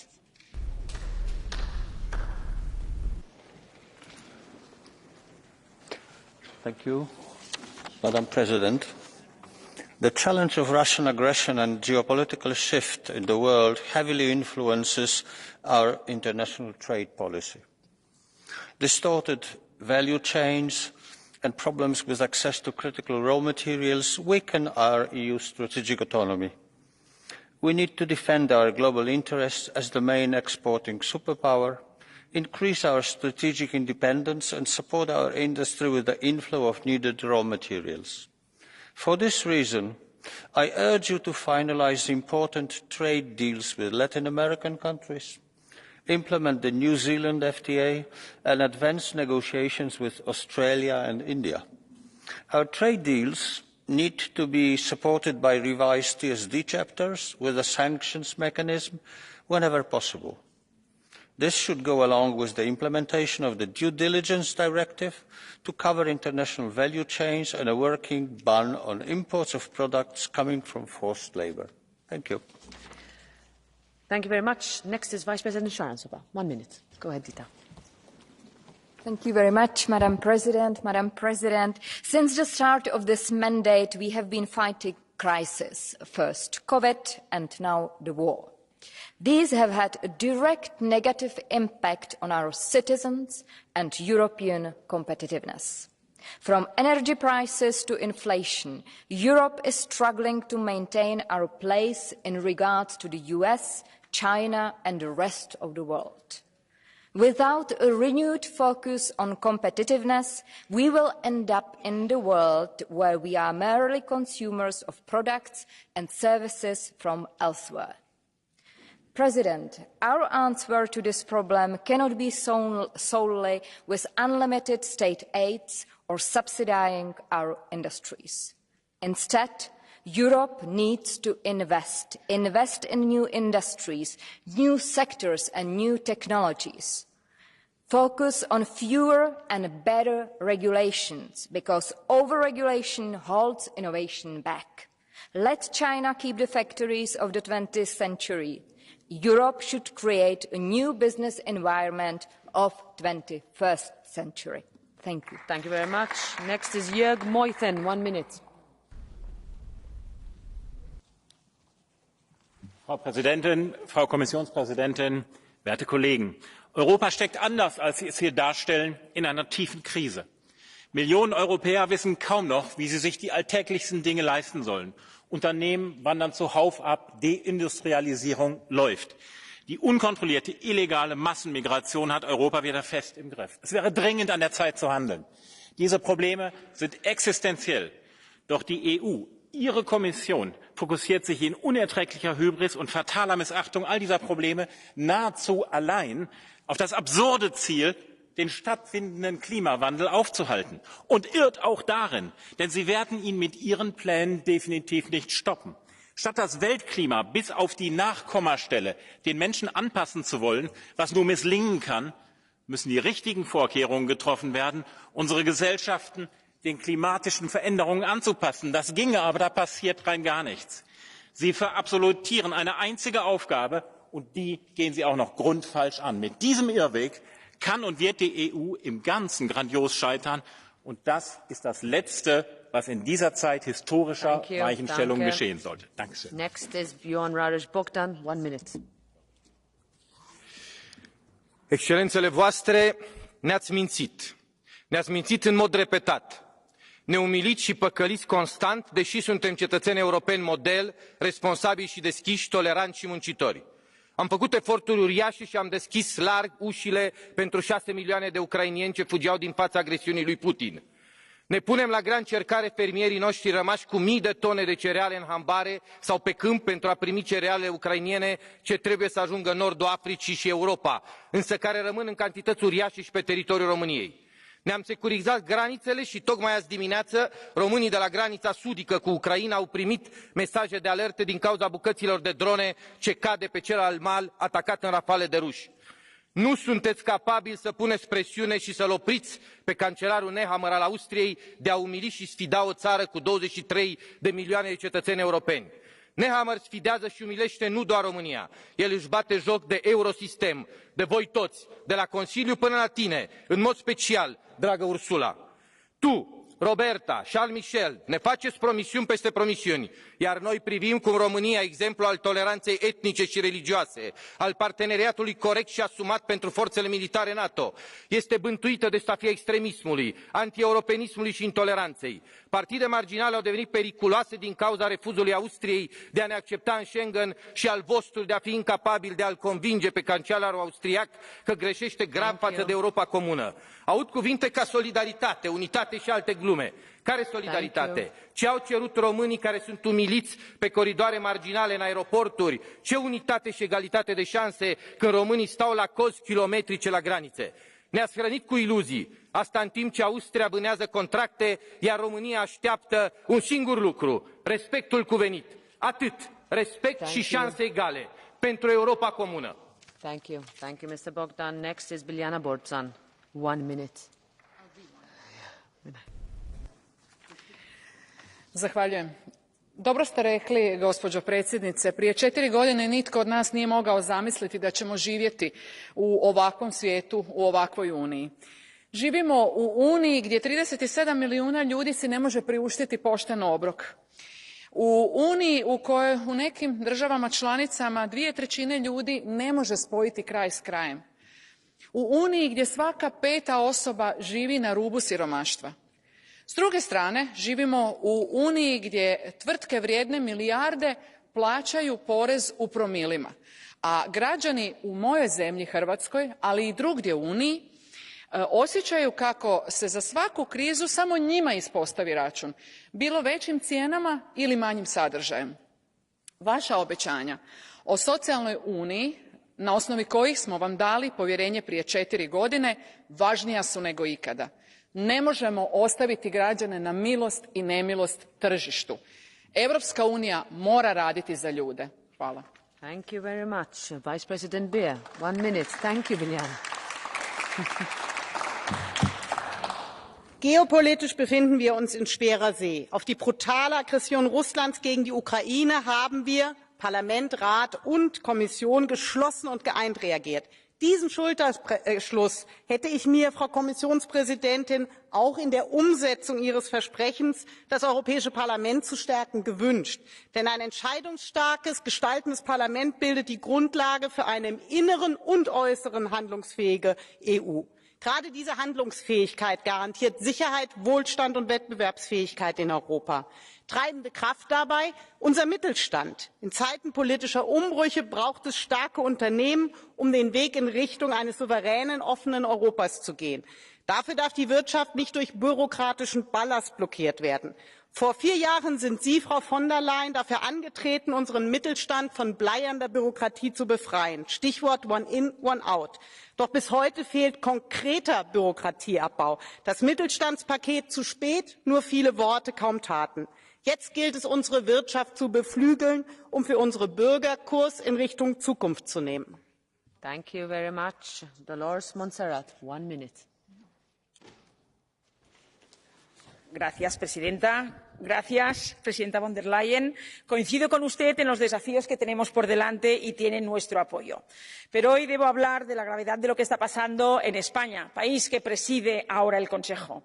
Es insólito e inadmisible que el presidente del Gobierno español no comparezca en este Pleno a defender las prioridades de la presidencia española y que no lo haga por su interés de poder. Pedro Sánchez no quiere que se vea en público lo que negocia en privado. No quiere coincidir con Puigdemont, un prófugo de la justicia que está aquí y que le exige una amnistía a cambio de hacerle presidente. Un prófugo al que este Parlamento le levantó la inmunidad. Una amnistía supone negar la existencia de delitos y fulminar la separación de poderes. No tiene cabida y vulnera nuestro Estado de Derecho. El Partido Popular Europeo no vamos a callar mientras el presidente de mi país pretende ceder ante este ataque al Estado de Derecho. El precio de la derrota electoral de Sánchez no puede ser la humillación a España.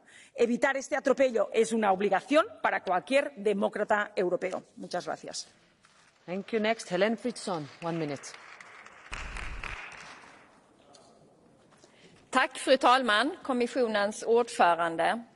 Ja, stormar, skyfall, värmeböljor i Europa. Klimatförändringarna påverkar oss här och nu. Vi har krig i Europa med högre matpriser och dyrare elräkningar som följd. Våld och övergrepp ökar i en orolig tid, inte minst mot flickor och kvinnor. Vi ser ett bakslag för jämställdheten i EU och föräldrar oroar sig för vilken planet vi ska lämna över till våra barn och barnbarn. Jag välkomnar därför von der Leyens besked här idag att vi ska fullfölja Green Deal. Trots de högerkonservativa krafterna här inne och trots de regeringar likt den som vi har i Sverige som motarbetar klimatomställningen. Men jag saknade ett tydligt mål om EUs klimatambitioner för 2040. Slutligen, beskedet från Ursula von der Leyen om samtycke i lagen om att bekämpa mäns våld mot kvinnor var viktigt. Ett nej betyder alltid ett nej. No means no. Thank you. Next is Adrian Vasquez Lazara, 1 minute. Señora presidenta. Presidenta von der Leyen, usted ha dicho hoy en esta Cámara que el Estado de Derecho son los pilares y el pegamento de nuestra Unión. Pero ya sabemos que existen países que poco a poco han ido degradando sus democracias y solo hemos actuado cuando ya era demasiado tarde. Y sí, tenemos por delante grandes retos económicos, sociales y medioambientales, pero créame, presidenta, no hay Estado de la Unión si no hay Estado de Derecho. Y hoy hay un Gobierno europeo que nombra y cesa a dedo al fiscal general para nombrar a uno de sus ministros, que tiene caducado y bloqueado el órgano de elección de los jueces porque no lo puede controlar, que aprueba rebajar penas por malversación y corrupción y concede indultos a cambio de votos, y que está negociando con un fugado de la justicia la impunidad de aquellos que atacaron el Estado de Derecho con tal de mantenerse en el poder. Y no le hablo de Hungría ni de Polonia, le hablo del país que ostenta hoy la presidencia rotatoria del Consejo. Por eso, hoy le pido que escuche esta llamada de SOS de millones de ciudadanos españoles, ciudadanos europeos. Le pido que no mire para otro lado y después no podrá decir que no le hemos avisado. Muchas gracias. Thank you. Next is François Xavier Bellamy. 1 minute.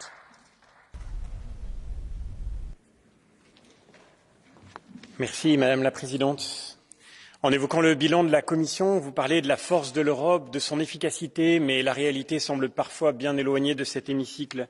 Au moment où nous parlons, le Secours populaire annonce que 20% des Français vivent à découvert. Dans toute l'Europe, 1 personne sur 3 se prive d'un repas pour tenir. Des millions de foyers, d'artisans, d'entreprises n'arrivent plus à payer leur énergie. Malgré ce retour de la pauvreté, la Commission n'aura cessé de multiplier les contraintes sur ceux qui travaillent et produisent en Europe. La directive énergétique sur les bâtiments aggravera la crise du logement. La stratégie Farm to Fork fait baisser la production alimentaire. La taxonomie accélère encore le décrochage industriel. Vous avez longuement parlé d'électricité pour accélérer l'implantation des éoliennes, mais toujours pas un mot sur le nucléaire, pourtant première source d'énergie décarbonée et accessible en Europe. Vous promettez de réduire les normes, mais elles n'auront cessé de s'empiler ces dernières années. La multiplication des contraintes ne protège pas l'environnement, elle nous rend seulement dépendants des autres pays du monde qui n'assument pas les mêmes coûts. Nous ne sauverons pas la planète en achetant des voitures électriques en Chine.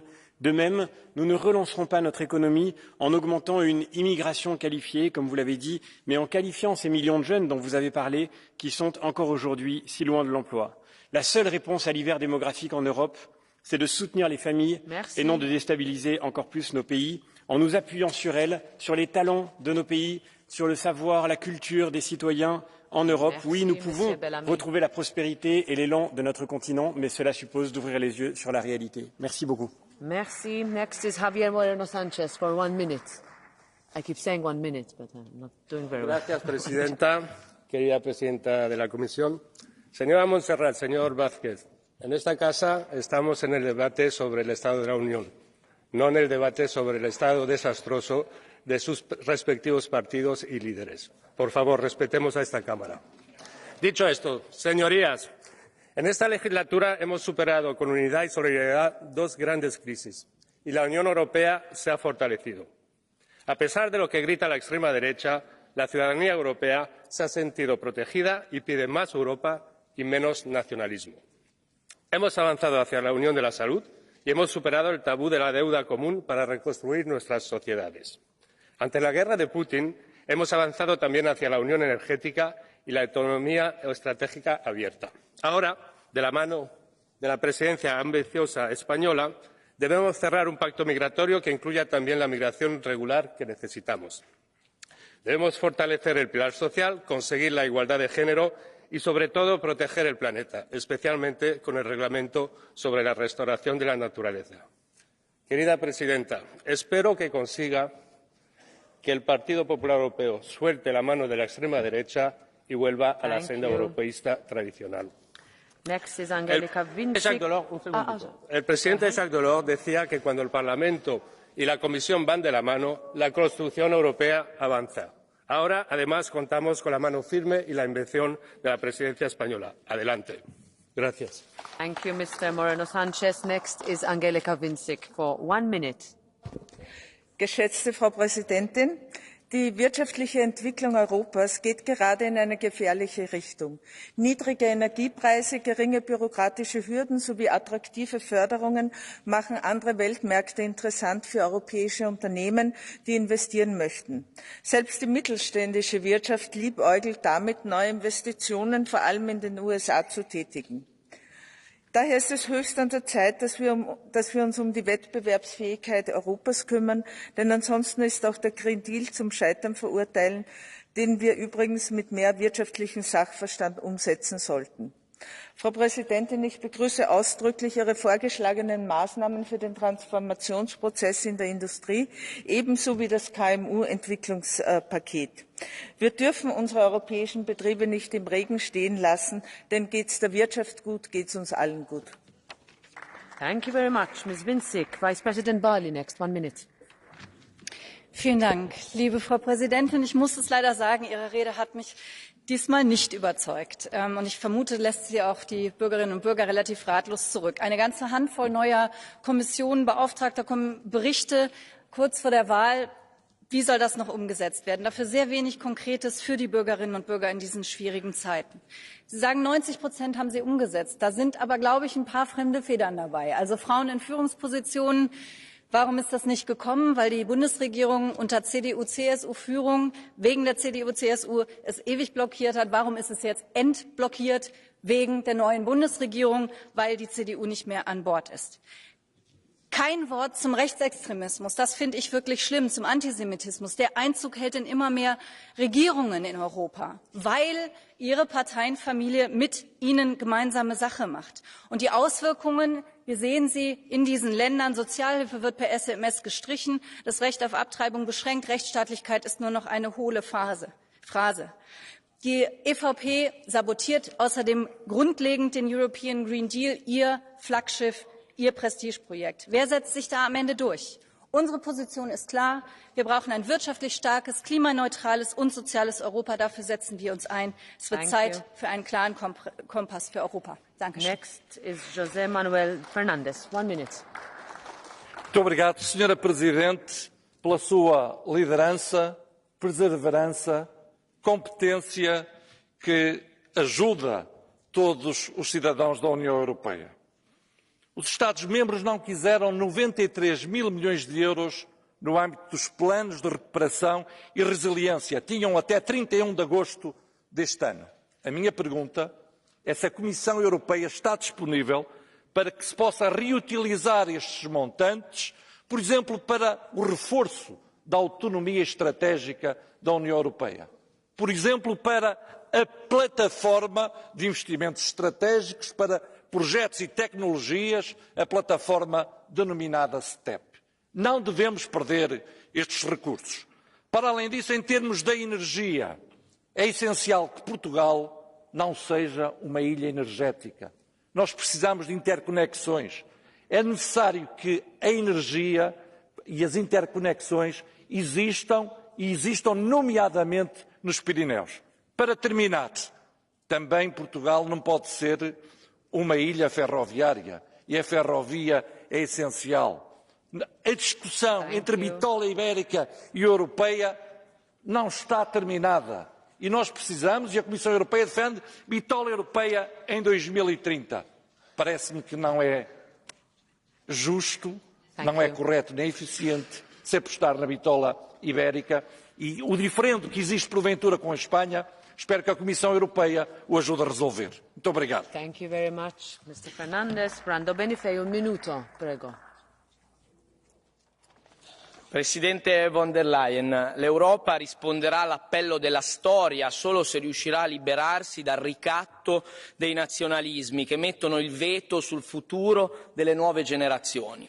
La pandemia, la guerra alle nostre porte, il cambiamento climatico hanno costretto l'Europa a rispondere unita con misure straordinarie per uscire dalle emergenze.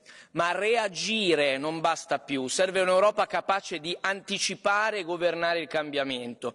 Rendiamo permanente il Next Generation EU e dotiamo l'Unione di un vero bilancio federale. Riformiamo la governance economica per promuovere una crescita giusta e sostenibile. Agiamo con coraggio per mettere al servizio degli esseri umani tecnologie straordinarie come l'intelligenza artificiale.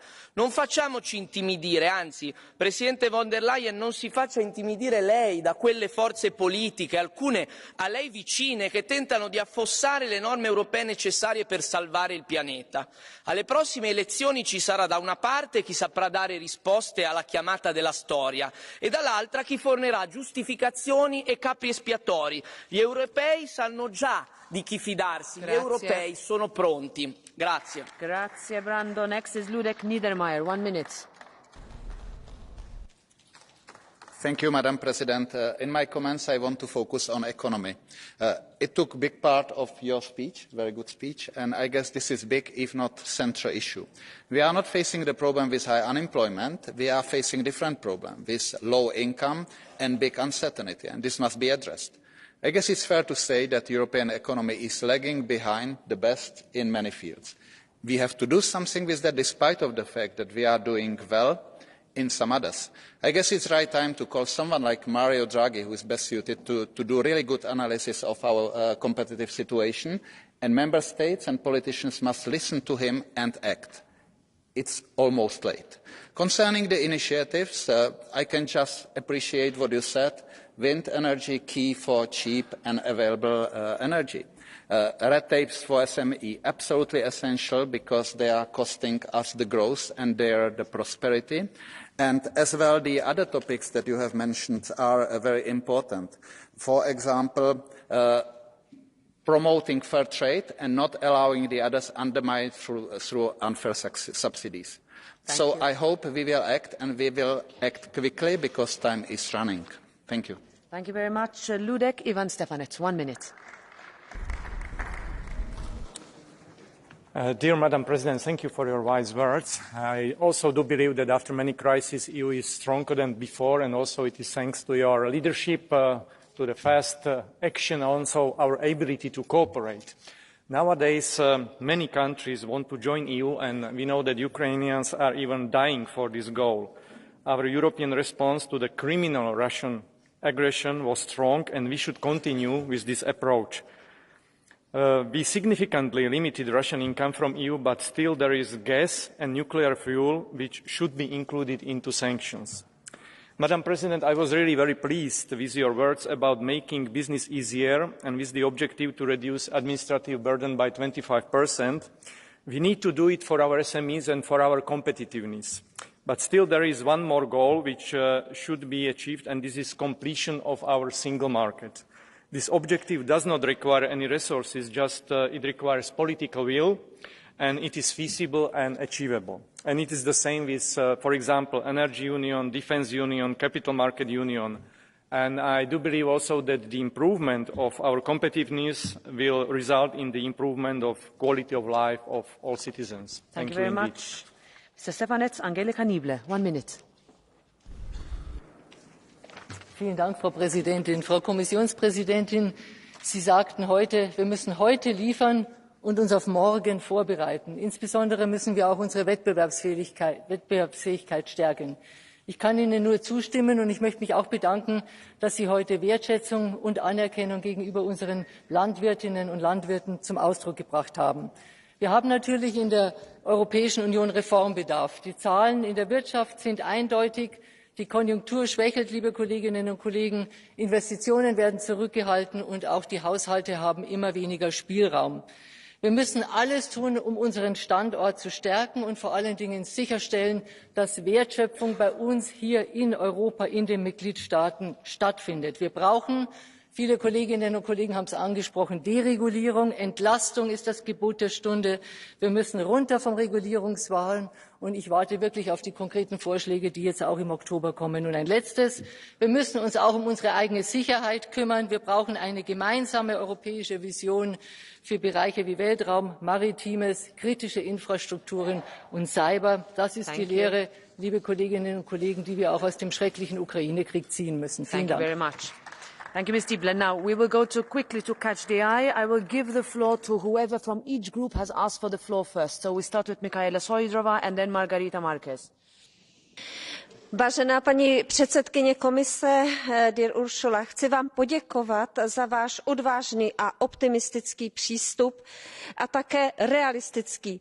Potřebujeme realistická řešení, konkurenceschopnost evropského průmyslu, včetně malých a středních podniků, omezení levných dovozů, které omezují rozvoj evropského průmyslu a ničí naše podnikání. Snížení byrokracie. Děkuji za tento jasný návrh. Buďme odvážní ve vizích, ale realističtí v jejich řešeních. Mám jen jeden dotaz. Jste velmi citlivá k situaci dětí, deportovaných dětí, které jsou odváženy z Ukrajiny do Ruska. Zmínila jste, že budete organizovat velkou konferenci na vysoké úrovni, která by měla pomoci návratům těchto dětí. Chci se vás zeptat, zda v této věci hodláte pokračovat. V každém případě děkuji a přeji hodně štěstí. Margarita Marques. Muito obrigada, Presidente. Eu queria começar por agradecer à Presidente von der Leyen o ter lembrado aqui aquilo que são os resultados das políticas da União Europeia ao longo destes 4 anos. E foram muitos. E resultam de uma cooperação interinstitucional forte e do trabalho conjunto entre a Comissão Europeia e o Parlamento. Destaco a criação do SURE ou a criação do Next Generation EU, que temos que olhar para pensarmos como é que o que conseguimos pode ser usado no futuro. Mas queria destacar aqui 2 ausências significativas no discurso de von der Leyen.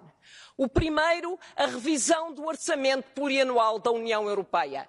E, sobretudo, temos que pensar que não haverá novos alargamentos se não conseguirmos modificar a arquitetura do orçamento da União Europeia. Segunda lacuna, nenhuma referência à revisão das regras de governação económica.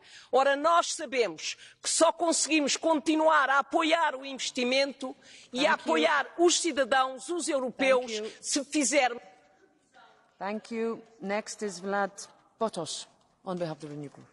Thank you, Madam President Metsola. Sehr geehrte Frau Kommissionspräsidentin, erstmal will ich Ihnen als Rumäne, als EU-Abgeordneter, aber auch als stolzer Europäer Danke sagen. Danke, dass Sie heute erneut erläutert haben, dass das Projekt Rumänien und Bulgarien Schengen-Raum ist.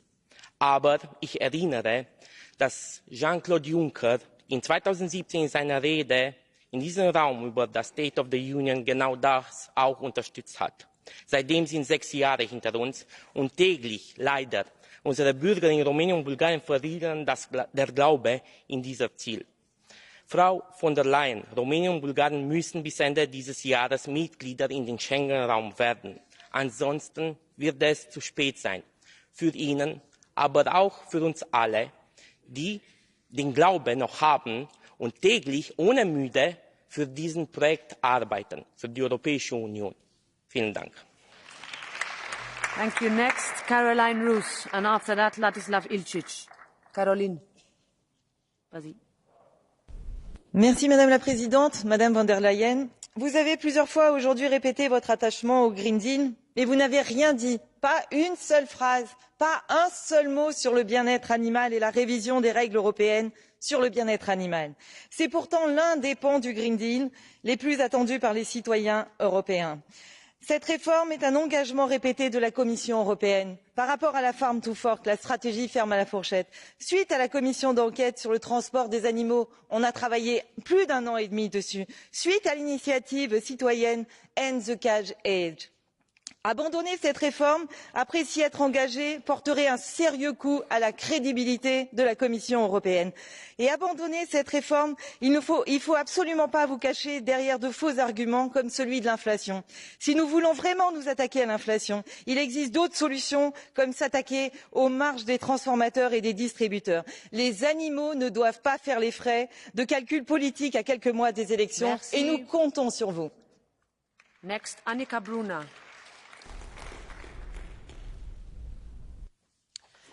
Madame la Présidente de la Commission, je vous interrogerai brièvement sur vos futurs arbitrages également en matière de bien-être animal. Vos services rendent en principe leur copie vers novembre, Mais la presse indique que le paquet de propositions sur le bien-être animal pourrait être renvoyé à la prochaine Commission, c'est-à-dire après les élections européennes. J'aimerais donc savoir si la refonte des législations sur le bien-être animal sera effective. Je souhaite, comme de nombreux citoyens, qu'elle ait lieu et qu'elle inclue l'élevage, le transport, l'abattage ou encore l'étiquetage. Diverses initiatives citoyennes européennes, telles que Pas de fourrure en Europe ou Pour une Europe sans expérimentation animale, ont connu un grand succès. Le bien-être animal est donc aussi un sujet qui compte pour les Européens. Compte-t-il aussi pour vous, Madame la Présidente? Thank you. Ladislav Ilčić. I'm sorry, I should have given you the floor before. 277. Go ahead. Microphone. 277. Okay. Poštovani kolege, poštovana je gospođa von der Leyen, sad vidim što znači živjeti u Brussels bubble. Od tamo dolazi vaš govor, a na drugoj strani imamo realnost, imamo konkretne brojke koje pokazuju da je europsko gospodarstvo u vrlo lošoj situaciji, da su cijene energije više nego ikada, da mnogi dijelovi Europe pucaju po šavovima od nekontroliranih migracija, da demografski izumiremo, što neće imati samo posljedice na gospodarstvo, nego jednostavno da nestaje budućnost za naše europske narode. I iznad svega da situacija što se tiče demokracije na koju se pozivate i povjerenja nije takva kakvu govorite. Naime, na europske izbore imamo dvostruku manju izlaznost nego na nacionalne, što pokazuje da ljudi ne vjeruju vama, ne vjeruju toj vašoj demokraciji. Ali vi ne brinete za male ljude, nego samo za ideologije koje namećete, dakle od kontraučinkovite zelene ideologije do različitih društvenih koncepata. I to je stanje nacije i to stanje mogu promijeniti samo novi ljudi, a ne vi. Next, Mark Potenga.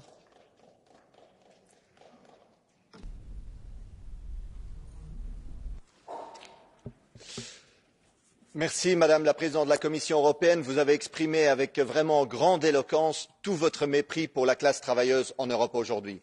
Je sais que vous gagnez 30 000 euros par mois, mais est-ce que vous savez qu'aujourd'hui en Europe, 30% des gens doivent sauter un repas parce qu'ils n'ont pas l'argent pour 3 repas par jour? Est-ce que vous savez que 46% des Européens ont peur de hausser le chauffage et ne le font pas, restent dans le froid? Que 100 millions d'Européens risquent la pauvreté? Et qu'est-ce qui est votre bilan à vous?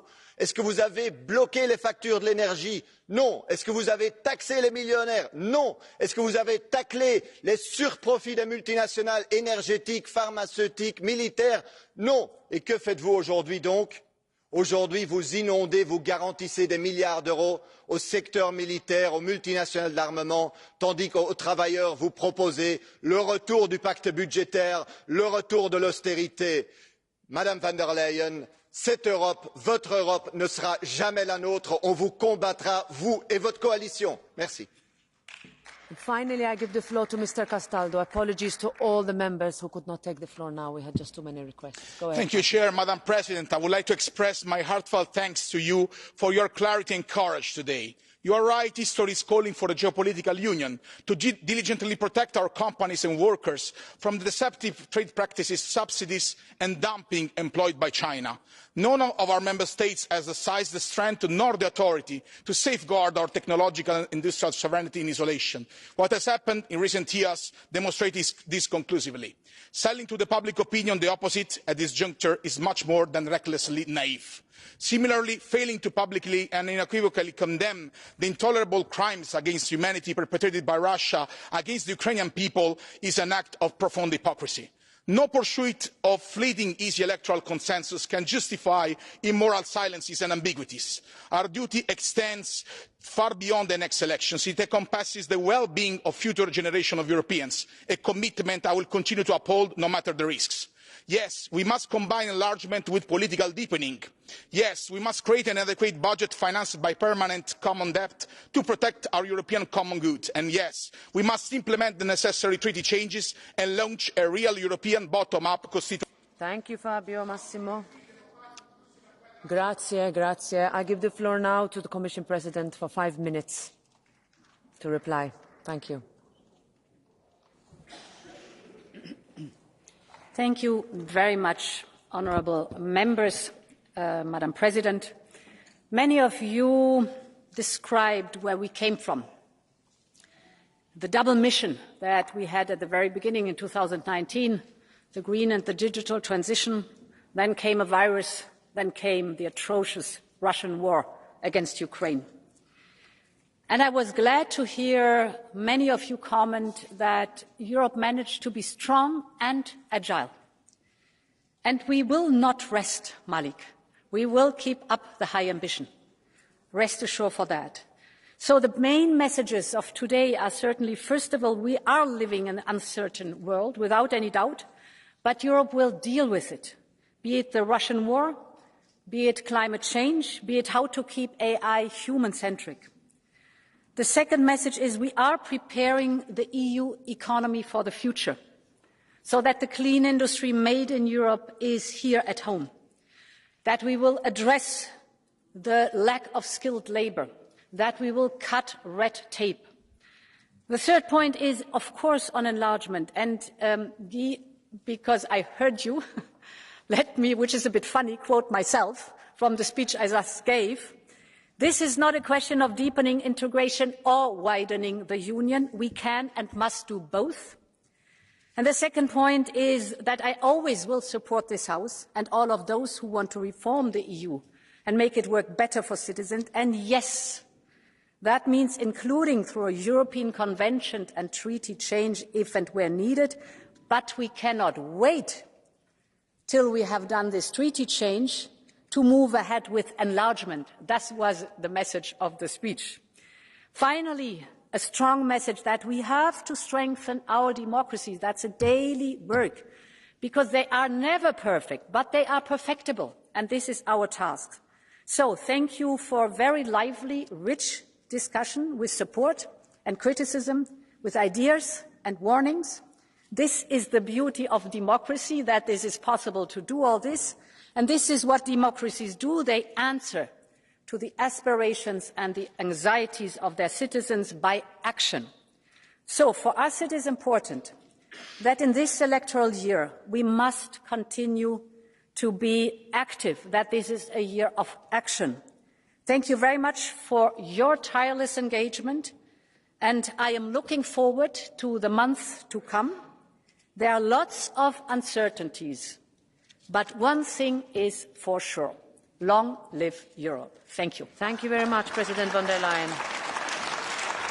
Now we'll give the final round of reactions. Martin Gyöngyösi. Everybody 1 minute. Asszony, tisztelt képviselőtársaim! Európa jövőjére nézve a legnagyobb veszélyt a gazdasági szuverenitásának elvesztése és idegen hatalmak befolyásszerzése jelenti. Az elmúlt évtizedben rengeteg olyan gyártástechnológia került kizárólagosan ázsiai, főleg kínai dominancia alá, amely nélkül gazdaságaink nem is léteznének. Ilyen például a csipgyártás, vagy a manapság divatos akkumulátorgyártás. Az USA már felismerte, hogy gazdasága túlságosan kitett Kínának ezen technológiák terén, és szükséges ellenlépéseket tesz. A kínai befolyásszerzés Európában is elindult, az EU-nak azonban erre semmilyen válasza nincs, sőt, a probléma felismeréséig sem jutott el. Az, hogy a kínai elektromos autók ügyében csak egy szubvenció ellenes vizsgálat szükségességéig jutott el, mármint a bizottság, pont ezt mutatja.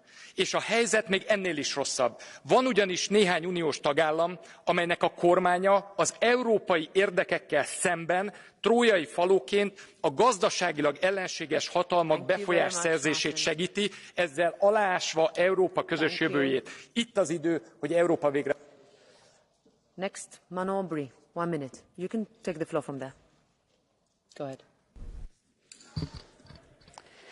Madame la Présidente, je vous ai bien écoutée et je dois dire que j'ai été assez sidérée de votre niveau de déconnexion totale avec la réalité. Descendez de votre tour dorée. Vous dites répondre à l'appel de l'histoire, mais vous ne répondez pas à l'appel de millions de gens, d'un tiers des Européens qui ne mangent pas à leur faim à cause de l'inflation et pour qui vous avez réussi l'exploit de ne pas avoir un seul mot aujourd'hui.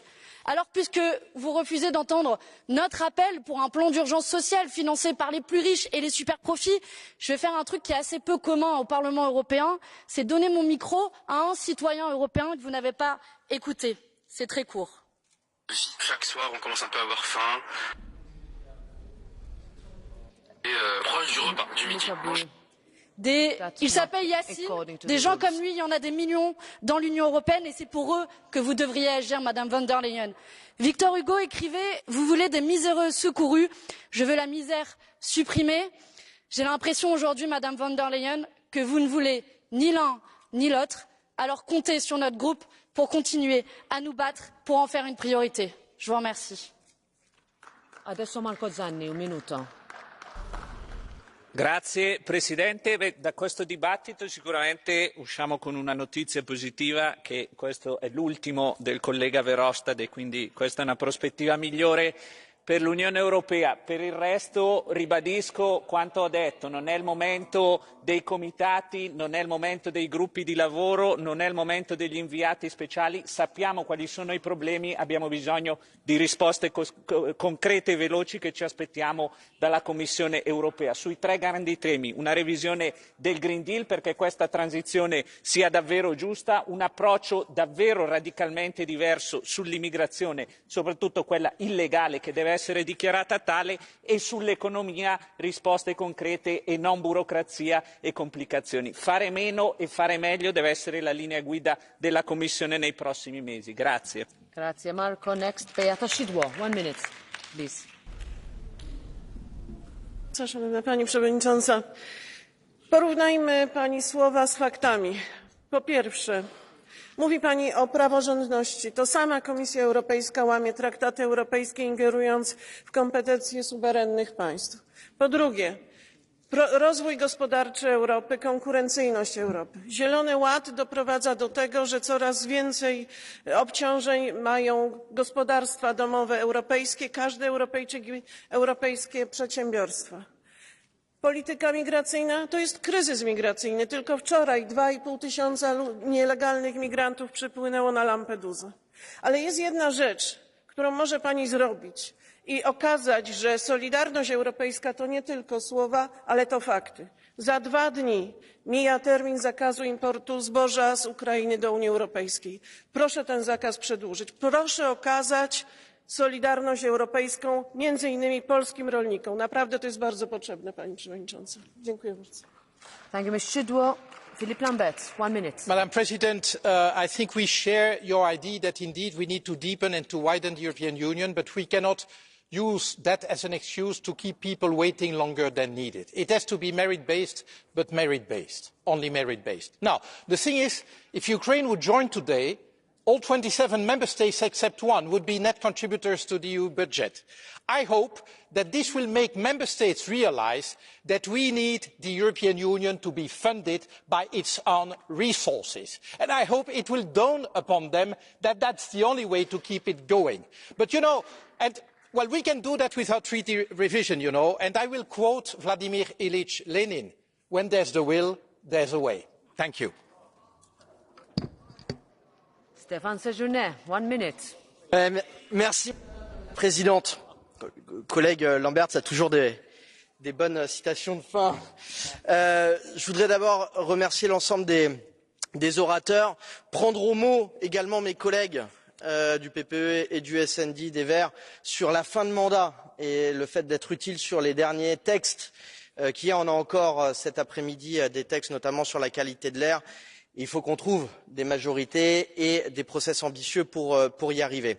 Vous l'avez compris, Madame la Présidente, nous souhaitons être utiles sur les 9 mois qui restent. Évidemment, la question de l'énergie, la question de l'immigration sont nos priorités. Il faudra à un moment donné parler aussi des institutions et de notre capacité à renforcer les pouvoirs de ce Parlement. Je n'ai évidemment pas évoqué ce sujet, c'est jamais le moment de parler des institutions, mais à un moment donné, à force de repousser une réforme, à force de repousser notre capacité à modifier, notre capacité aussi à décider en Europe plus rapidement, à la fin, on perd de l'efficacité politique. Donc voilà, Madame la Présidente, le mot est l'ambition pour ces 9 derniers mois, évidemment, et puis la question de la démocratie, comme je l'ai évoqué dans mon discours à la fin, est précieuse. L'état de droit sera toujours l'ADN de mon groupe. Merci, Monsieur Sojourner. Next, Iracha García Pérez. 1 minute. Gracias, Presidenta. El lema de Europa, de unidos en la diversidad, cobra hoy más sentido que nunca este debate. He escuchado algunas afirmaciones realmente preocupantes y por eso voy a clarificar una cosa. La mejor manera de defender el Estado de Derecho es asumir los resultados democráticos que emanan de las urnas y, por lo tanto, no pone en peligro la unidad de un país aquel gobierno que avanza por el progreso social, por la creación de empleo, subir las pensiones, por abrir el diálogo, la convivencia. Quien rompe y pone en peligro la unidad de un país es quien avala o quien plantea una rebelión ciudadana contra los resultados democráticos de las urnas. Y, por lo tanto, los socialistas vamos a seguir trabajando por ese espacio de convivencia, por ese espacio de entendimiento, de diálogo y por una Europa más fuerte, porque la historia de Europa siempre termina bien. Gracias. Thank you. And finally, Frances Fitzgerald. President, you stressed the need to answer the call for history. This Parliament will do just that. The challenges are greater than ever, as we all know, and it was illustrated in the debate here this morning. That's why Europe needs to be ambitious. That's why I welcome your proposals on leading the world in artificial intelligence, wind energy, strengthening our security and, crucially, working to enlarge our union to include our eastern partners, including Ukraine. That's why Europe needs to be competitive. That's why we must reduce red tape on business. That's why Europe must stay open for business. Strategic autonomy must not mean protectionism, subsidies and trade barriers. That's why Europe needs to put people first. That's why your words on combating violence this morning are vital. You were right. No means no. You have done outstanding work on gender equality, but this must become a legal reality across all the Member States, and they must examine their approach to the inclusion of rape in the Directive on Violence Against Women. We have free movement, but we do not have common protections against violence for women. There can be no true equality without freedom from violence. Thank you. Thank you very much to you, to everybody. The debate is now closed. We will suspend for 2 minutes and we will resume with the formal address by Ms. Svetlana Tikhanovskaya and then the vote. So please stay in the room. Thanks a lot.